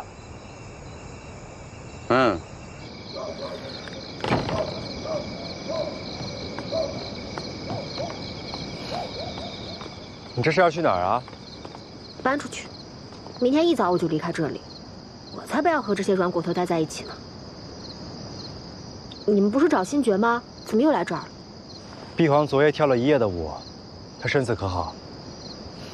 你倒是很爱关心人嘛。明儿再来吧。碧皇昨夜说了喊早睡了。哎，杏儿，这个碧皇平是一个怎样的人啊？他是女宅管事，看着严厉，其实心软，是个好人。哦，哎，那他很喜欢玉楼春吗？玉楼春交代的事，他件件用心，能不喜欢吗？他一定是被玉楼春给下咒语了。那昨日的漫山红，可有什么事情是他亲手操办的呀？唇红，姑娘们的唇红是他亲手调制的桃花粉。哦，对，我这还有1盒，给。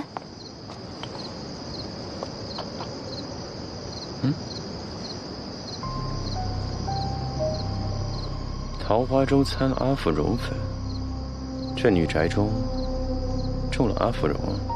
山后是有一片种阿芙蓉的田。阿芙蓉是制作芙蓉糕的原料。看来玉楼春在做这些黑心生意敛财，难怪东方浩这个瘾君子，一直卖姑娘，讨好这个玉楼春的。这个碧皇有了阿芙蓉粉，所以在女宅中才做出麻沸散。你还记得吗？漫山红上的那道鱼汤，春生不知处，白芷和当归。阿芙蓉加了白芷和当归，就是麻沸散。所以昨天喝了鱼汤又吻过姑娘的人才会沉睡，难怪昨天他们都说自己贪睡了。哎，李莲花，我昨天是误用了他的水杯才着了道的，你是怎么回事啊？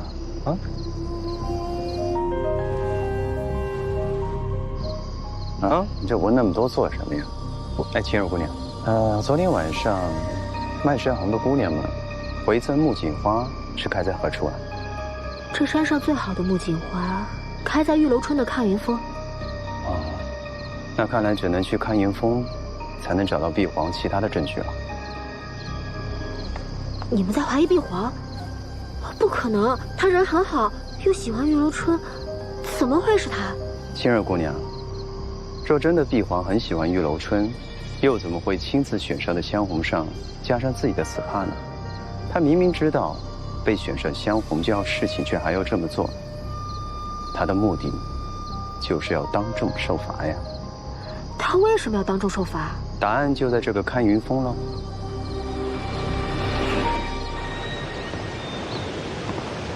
记得沾了泥点的木槿花吗？一丈高的木槿花也沾了泥点，不过是泥点也见了高了一点，有什么特别的？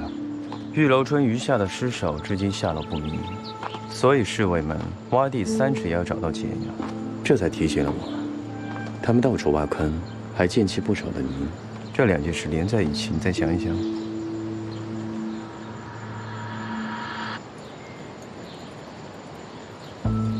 有人在树下挖坑，扬起来的泥沙溅到了木槿花上。这么说来，玉楼春就埋在这里。想来这漫山红之前，这个凶手就已经准备好了这个埋尸之地，果然是个灯下黑呀。哎，挖吧。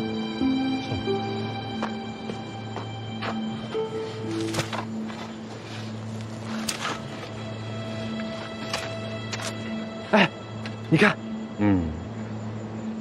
果然在这儿。看看啊。哎，把残肢丢出去引人注意，尸体却偷偷藏起来，就是为了隐藏玉楼春真正的死因。这看上去像是蛇的牙印，难道是被毒蛇咬死的？烙铁头，血中带了蛇毒，所以残肢上的血不凝不干，让大家误以为玉楼春死在早上。其实他被杀的时间是子时和寅时之间，星爵根本没有守在山下之时。那这碧皇的同谋到底是谁呢？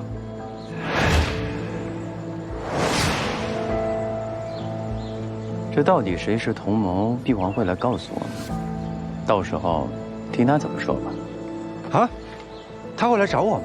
以星儿的性格呢，会因为担心碧皇而去告诉他，所以我们还是回去等等他吗？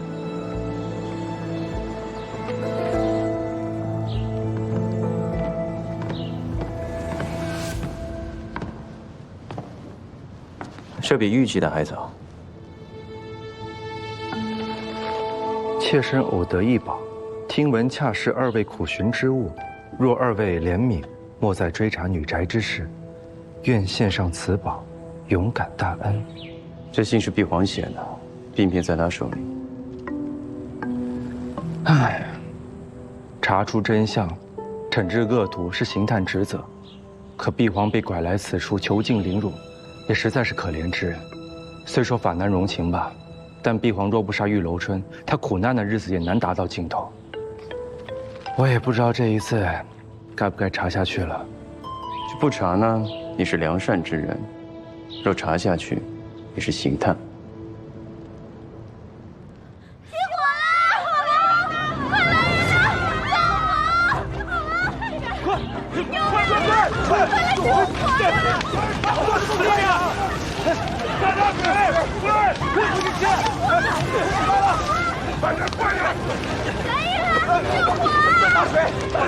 秋儿和碧皇还在里面。哎，别去拿了，快拿！来了！好，快点！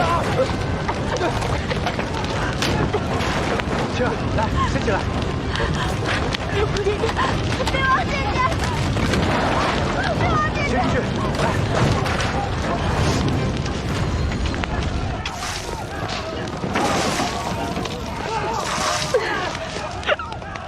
碧皇姐姐，碧皇姐姐，碧皇姐姐，这到底是怎么回事？我听到你们怀疑碧皇，有些担心，便来告诉他，可他又让我去厨房为他煮粥。哪知我一回来便看到屋内起火，碧皇就……我想救他，可火烧得太快了，连我自己也被困在里面了。为什么会这样？不是都说人善恶有报吗？碧皇姐姐，碧皇姐姐，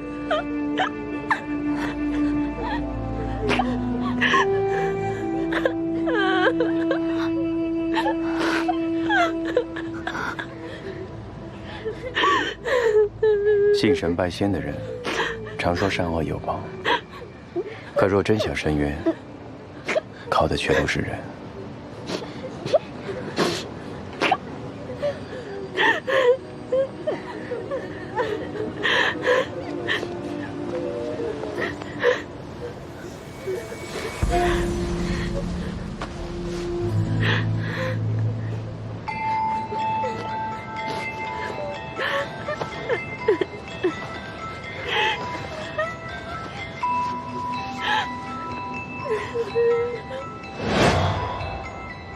果然如此。李莲花，我想好了，我要查下去。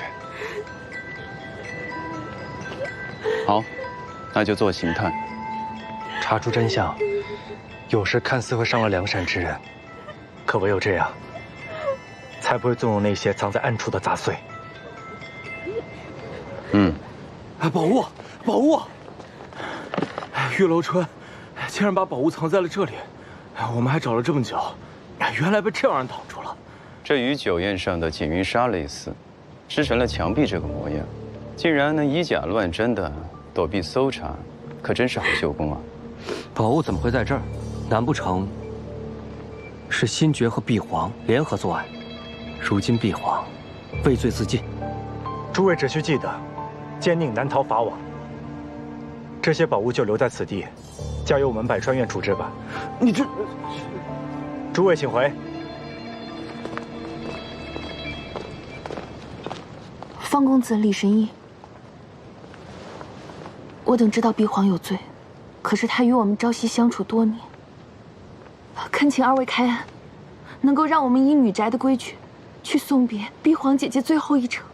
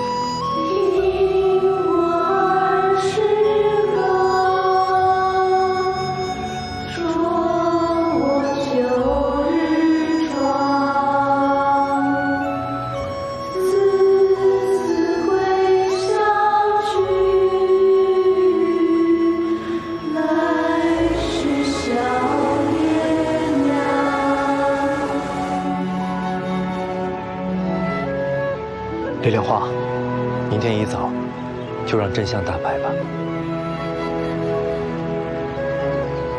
最后一节想通了吗？之前还有些模糊，现在一切都清楚了。这是我遇过最难的案子，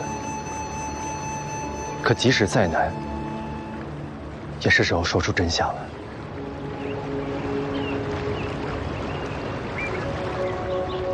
那就让真相大白吧。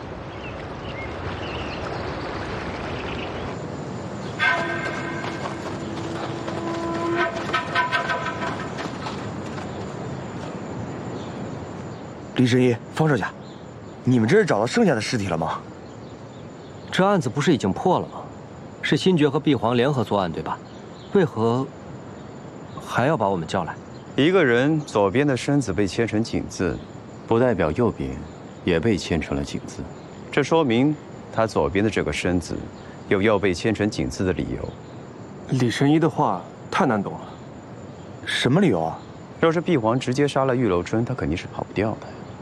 想杀人后安然无恙，想必他只能嫁祸给旁人。这思来想去，最佳人选那就是鬼王刀了。简单来说，碧皇与星爵他不是同盟。玉楼春不是鬼王刀杀的，你们可以来看一看这玉楼春尸身的肩膀。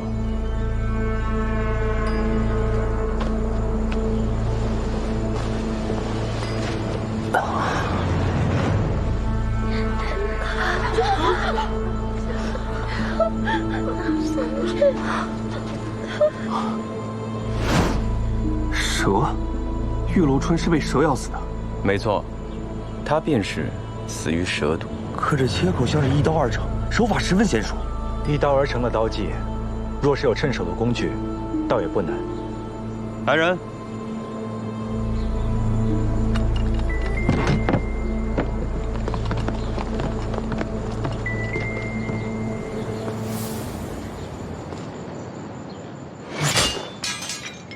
玄铁，玉楼春这书架竟然是玄铁做成的，还把边上磨成了利刃，难道是用这个分的尸？没错，在这玄铁书架上熏个井字格，再将边沿磨成利刃，压到玉楼春身上，这便是井字切。好手段，但玉楼春余下的尸身上，为何井字切只有一半？这玄铁之间，天下少有。想磨成利刃啊，即便每日1个时辰，半年也只能磨出半个井字。而这漫山红已经要到了，凶手只能以假乱真。如果大家都找不到这个鬼王刀的话，那剩下的半具尸体也就找不到了。这碧皇的用心实在太深了。玉楼春这个看云峰啊，除了他自己之外，每日呢只需1个侍女上去1次，而且只能打扫1个时辰，负责呢整个寝宅，还要磨砺整个玄铁书架，不被人察觉，确实不一样。这姑娘是怎么做到的？被逼到绝境，拼了性命自救之人才能做到。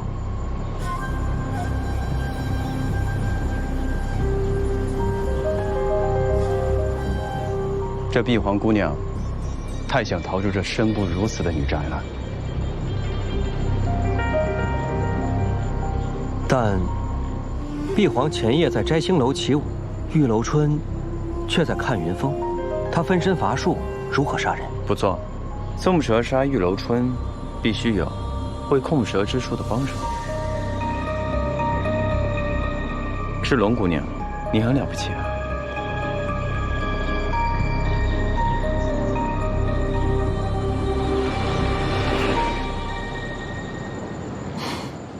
李神医说笑了，赤龙只善舞，我们从未见过他学过任何的控蛇之术。赤龙姑娘，你是车湖人吧？车湖地属血域，你觉得我长得像车湖人吗？车湖人黄发悬鼻，你长得确实不像，所以我猜你是车湖的汉人，对吧？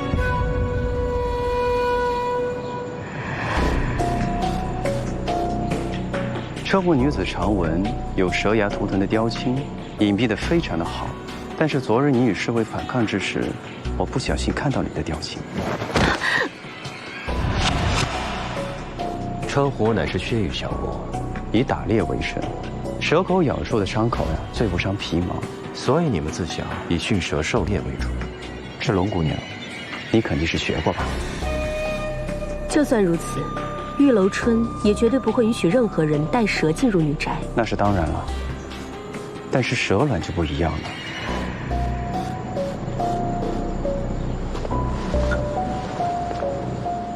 赤龙姑娘，这是在玉谷里找到的。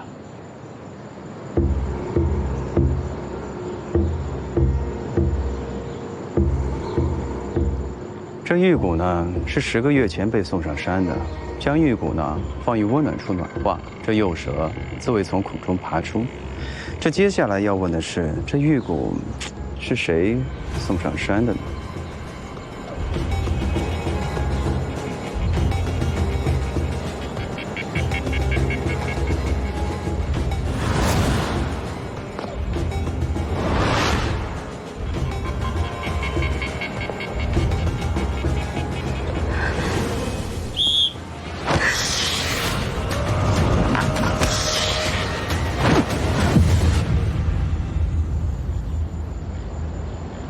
赤龙，这条刚长成的烙铁头，也伤不了几个人。何况，查案是他们的职责所在，又有何错？之前我说过，二位是智者，今日更是心悦诚服。慕容公子才是聪明人，玉楼春都谨慎到这一步了，最后还是难逃一死。你们为什么会觉得这蛇卵就藏在玉骨中？本来猜不出来，当得知慕容公子是车湖人，却谎称自己是月仙人的时候，一切就明白了。那你又是如何觉得我也是车湖人？因为公子自相矛盾呢。月仙万里黄沙，国人畏水，可公子在竹舟上风流倜傥，丝毫不惧。出入女宅不洗沐浴，本也是合理，但却还有另外一种可能，就是你在掩饰自己的发色。所以，我们怀疑你之后，便去你的房间，找到一样东西，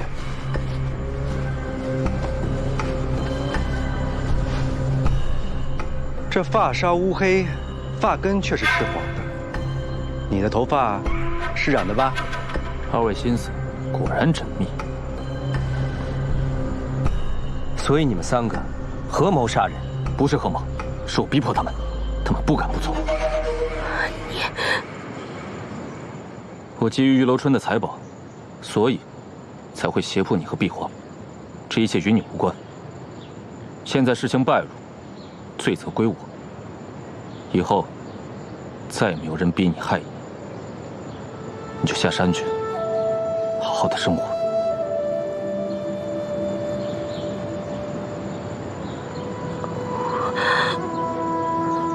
赤龙，听话。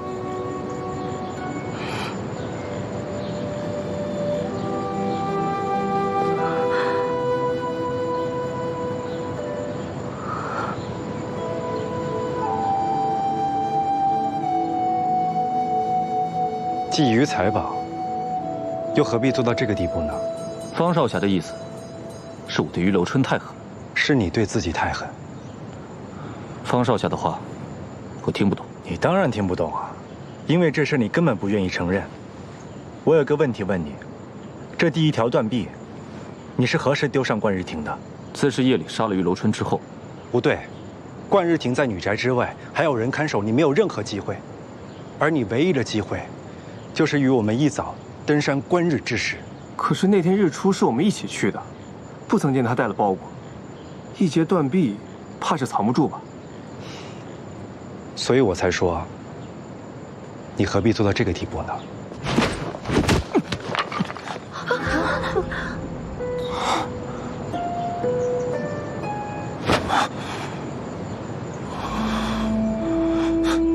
你这断臂何时断的？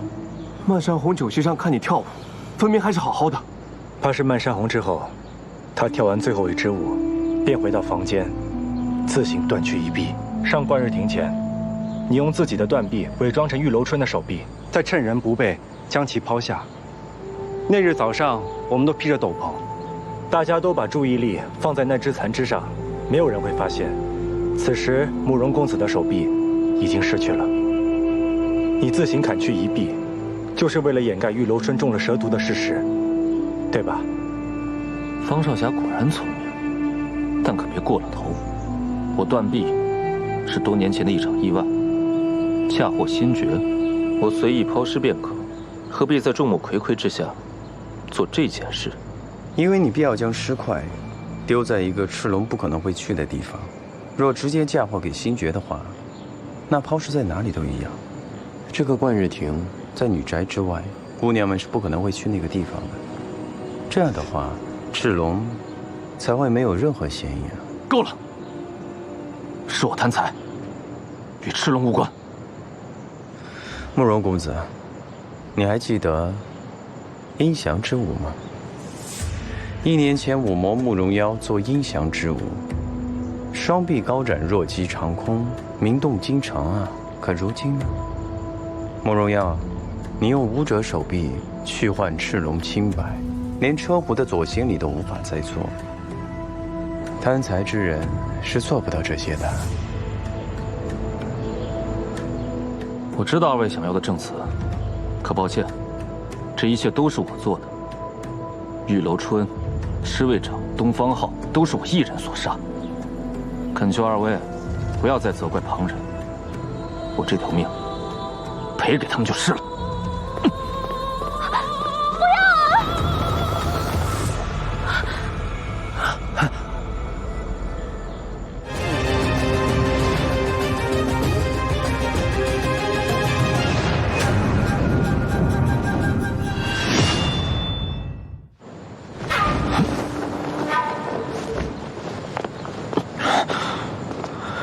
想死，别往我头上跳。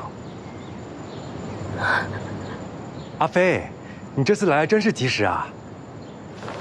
你要的东西，我们俩清了。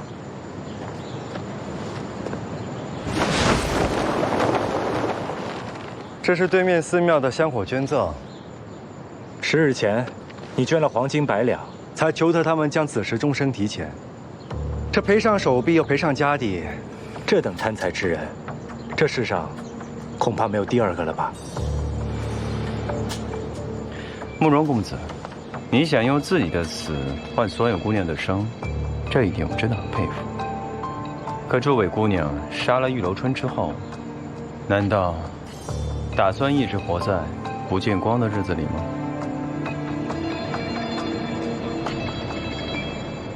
厉神医，你是说玉楼春的死跟这女宅里所有的姑娘都有关系？那是当然。若不是他们用死去的同伴传递消息，那慕容妖又如何知道赤龙被关在哪里？昨日之前，我一直有个疑点解不开，姑娘们囚禁于此，无人知晓，而慕容公子又是如何得知赤龙的下落的呢？衙门卷宗里，附近河中总会出现很多穿着奇怪的女尸，直到昨日我为碧皇送葬，才恍然大悟。姑娘们将自己的东西放在死去的姐妹身上，看上去是以表哀思，实际上是通过这种方式向外界传达求助信号，希望飘出去的尸体能被人认出，好让家人知道他们的下落。可过去这么久了，只有一位姑娘身上的饰物被故人认出。赤龙。所以当玉楼春说到雷动五谱的时候，赤龙就已经知道慕容公子已经发现了他，所以慕容公子便成为了每一位姑娘唯一的希望。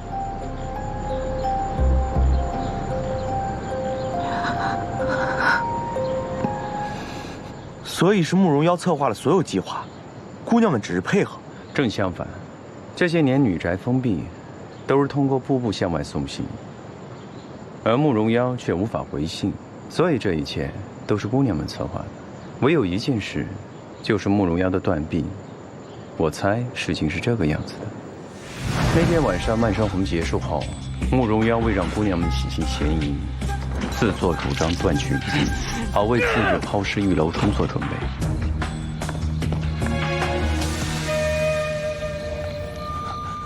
赤龙从没有想过慕容妖竟如此自伤，二人因此闹出动静，却引来了偷窥春色的侍卫长。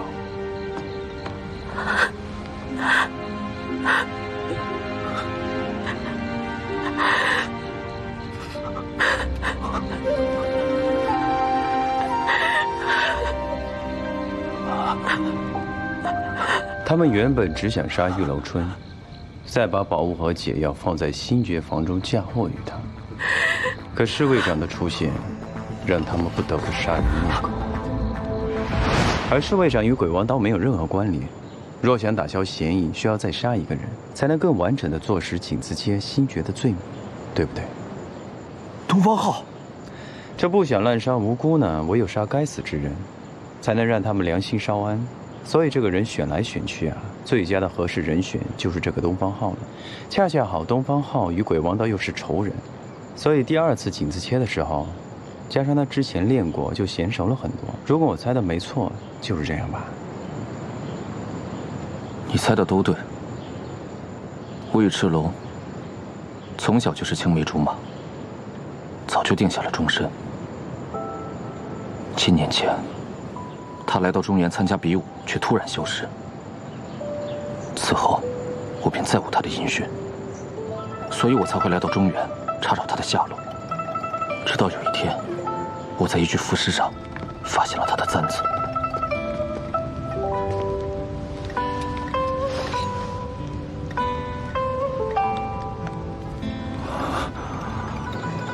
我便开始找人，查了很多有关于失踪女子的下落。后来我才知道，她早已落入他人的手中。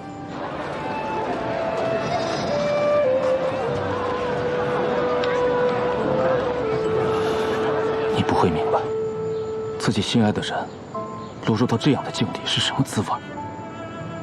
自那以后，我便发誓，无论付出什么样的代价，我一定要将赤龙救出去。这些年，漫山红在江湖名声大噪，却很神秘。为了能成为玉楼春的座上宾，我在京城跳了一场应降之舞，终于获得了玉楼春的邀请。我找借口提前将礼物送上女宅，赤龙自然一看便知我的打算。知道那晚，漫山红上，我们一起跳完最后一支舞。等到子时钟声提前敲响，便开始行动。玉楼春千算万算，算不到他会死于一条毒蛇之口。这就是他做下累累恶状的报应。能救出赤龙，在下心愿已了。无论是什么结局，此事我都不悔。我钦佩你的义举，可你一人扛下，不但救不了赤龙，这里所有的姑娘们都会永无安宁之日。这里所有的姑娘，她们也……转盘重达千斤，仅靠他们3个人绝技转不动，这是其一。昨日你们酣然入睡，只因是姑娘们的唇红当中加了阿芙蓉粉，这一眼便知，这是其二。星爵和碧皇的房中宝物不少，靠他们3人是很难在几个时辰当中搬下山来，这是其三。即便我不说，你当真瞒得过百川院，瞒得过监察司吗？李神医和方少侠果然聪明过人，看来今日我们是瞒不住了。不错，人是我们一起杀的，可是有一件事，2位还是想错了。这玄铁架并非碧皇一人所磨，玉楼春生性多疑，所以每日去看云峰打扫的姑娘必定要更换。这玄铁架，我们女宅的每一位姑娘都磨过一分。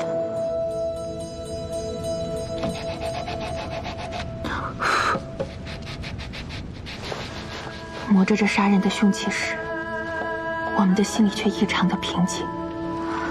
看着它越来越锋利，我们就想，也许这样就能尽早脱离这地狱般的日子，能够过上我们向往的生活。这玄铁架，就是我们送给玉楼春的夺命鬼王刀。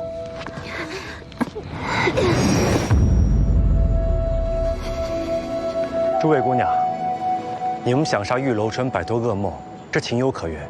可这藏起来的金砖，会让你们再现险地的。碧皇和星爵那儿只发现了珠宝首饰，并没有发现金砖啊。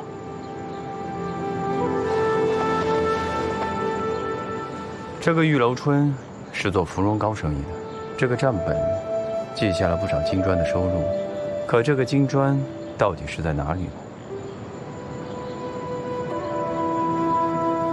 我们也从来没有见过什么金砖。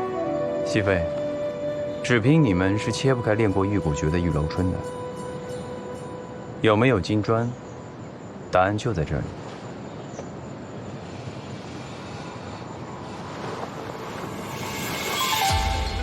金砖每一块极为沉重，落在一起才能切开这个玉骨诀，而金砖实在是太重了，运下山是不可能的，所以只能藏在此处。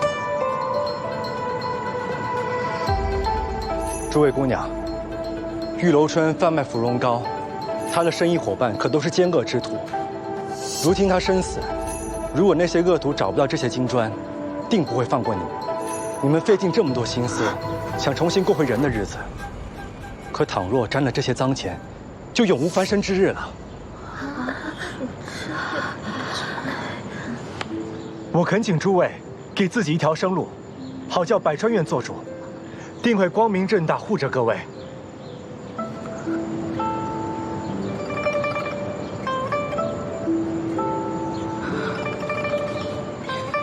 那你们随我来吧。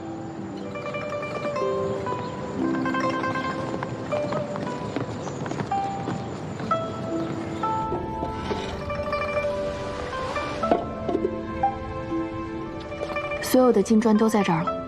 原来你们把金砖都砌在了墙壁里。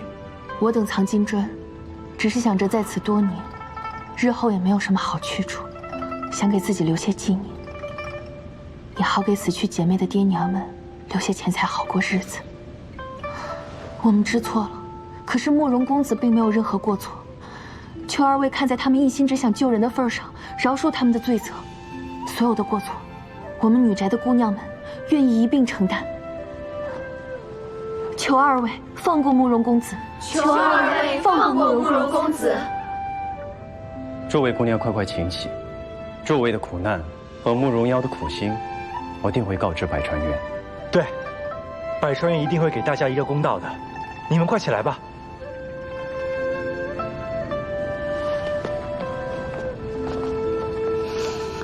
给什么公道？这一点都不公道！你们为什么瞒着我？我也是被玉楼春所害，我也想逃离这里。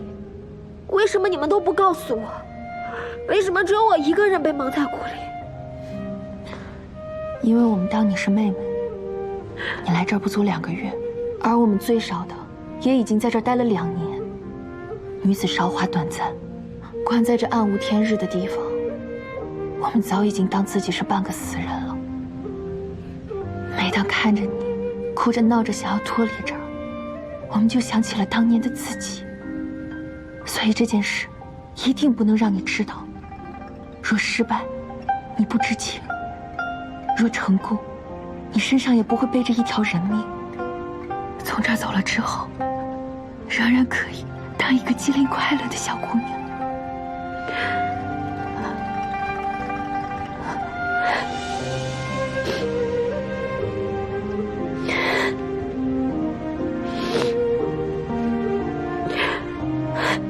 姐姐，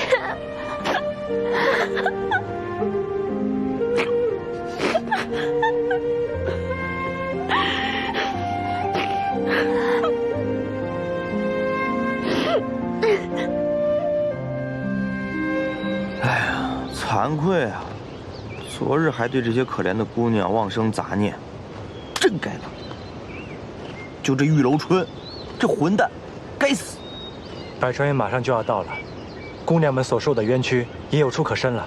方少侠，你们方家家大业大，你要不就多帮帮他们。你放心吧，已经交代过了。若是他们无处可去，天梯山庄自会收留他们的。这些害人的乐子，老路今后离得远远的，专心喝酒最好。昨日在青鸾姑娘藏身的那处石窟里，还找到玉楼春另一处藏宝之地。可惜的没有心情去看了。唉，罢了罢了，如今哪还有心情去寻宝？一并交给百川院查了吧。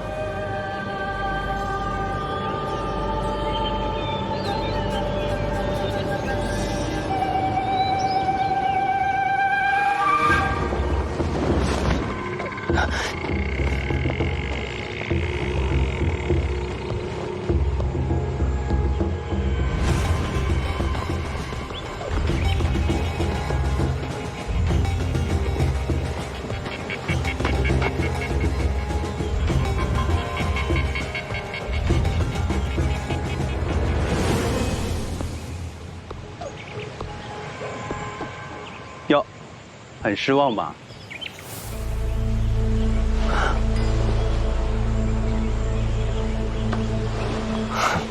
我只是一时好奇，没想到2位是在开玩笑，把我戏弄了。开玩笑。哎，再找这个吧。这是何物？不曾见过。你当然没有见过呢，因为碧皇死的时候就没有交给你啊。李神医在说什么？我听不懂。李衣服，听不懂。你呢，替金渊盟在找冰片，谁知玉楼春被杀，宝藏不知所踪，你暂时隐藏，终于发现帝王送信给我们，你就去逼他，可是帝皇不给呀，你又找不到冰片怎么办呢？于是你就想杀了他。哎，这一招真够厉害。来，看看，他早就把冰片绣进了蜻蜓的翅膀中，所以就骗了你。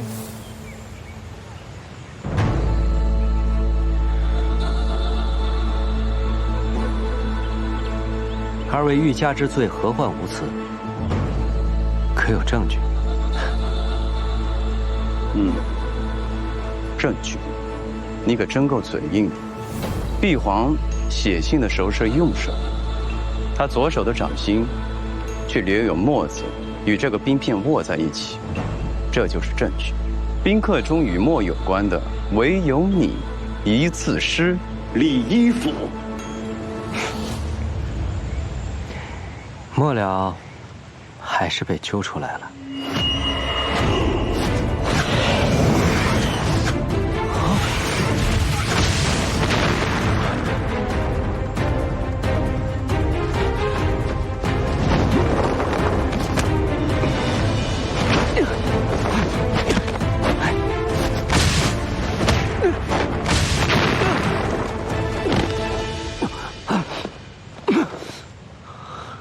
雷火弹，哼！如果没有猜错的话，你带了砚台便是硫磺。这文房四宝分别组成此物，可惜你这武功也太差了点吧？等等，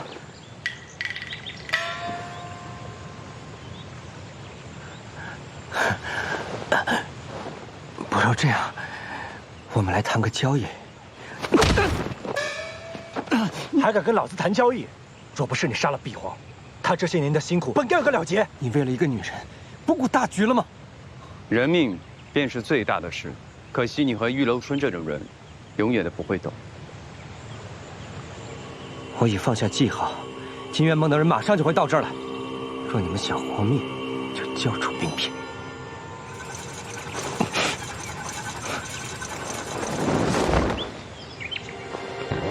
说的是这铁风车吧？插在吊桥外的山壁上，隔不多时就响，很吵。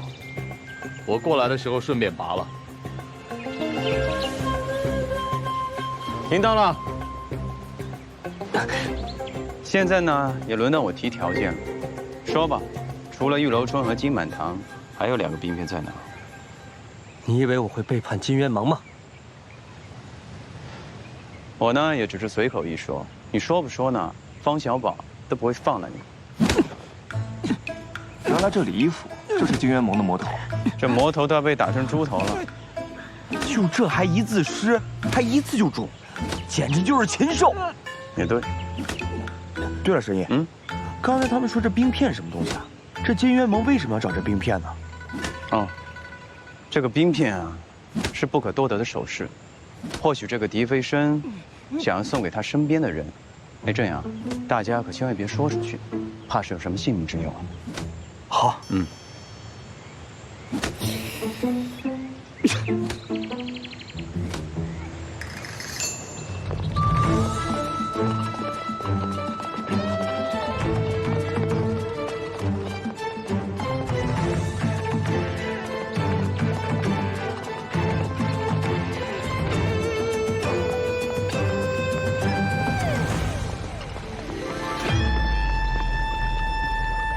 恭喜你啊，方多病，又破了桩大案。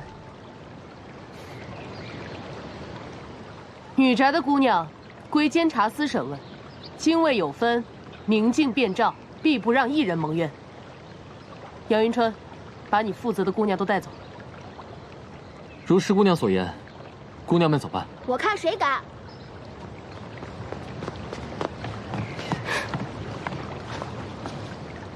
监察司卿是杨云春。见了本宫还不下跪！杨云春，给昭宁公主请安。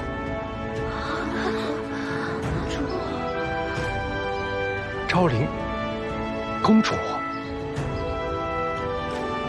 你的未婚妻啊。敢问，公主为何会在这里？什么时候轮到你问本公主问题了？现在听我谕令。摄去女宅中所有姑娘和慕容妖的一切罪责，即刻释放，并护她们安全返家。若中途出现纰漏，我唯你们是问。公主，慕容妖乃江湖烈士，当归百川院定夺。我就是要他们都平安无事，办不到，我就去和父皇告你的状。是，属下会以监察司之名，跟百川院交涉。起来吧。谢公主。青儿，你竟然是公主！谢公主，谢公主！大家快起来，都起来吧。咱们都是患难之交了，何必见外？你们对我的好，我都记在心上。以后若有人再欺负你们，就告诉我，我定给你们出气。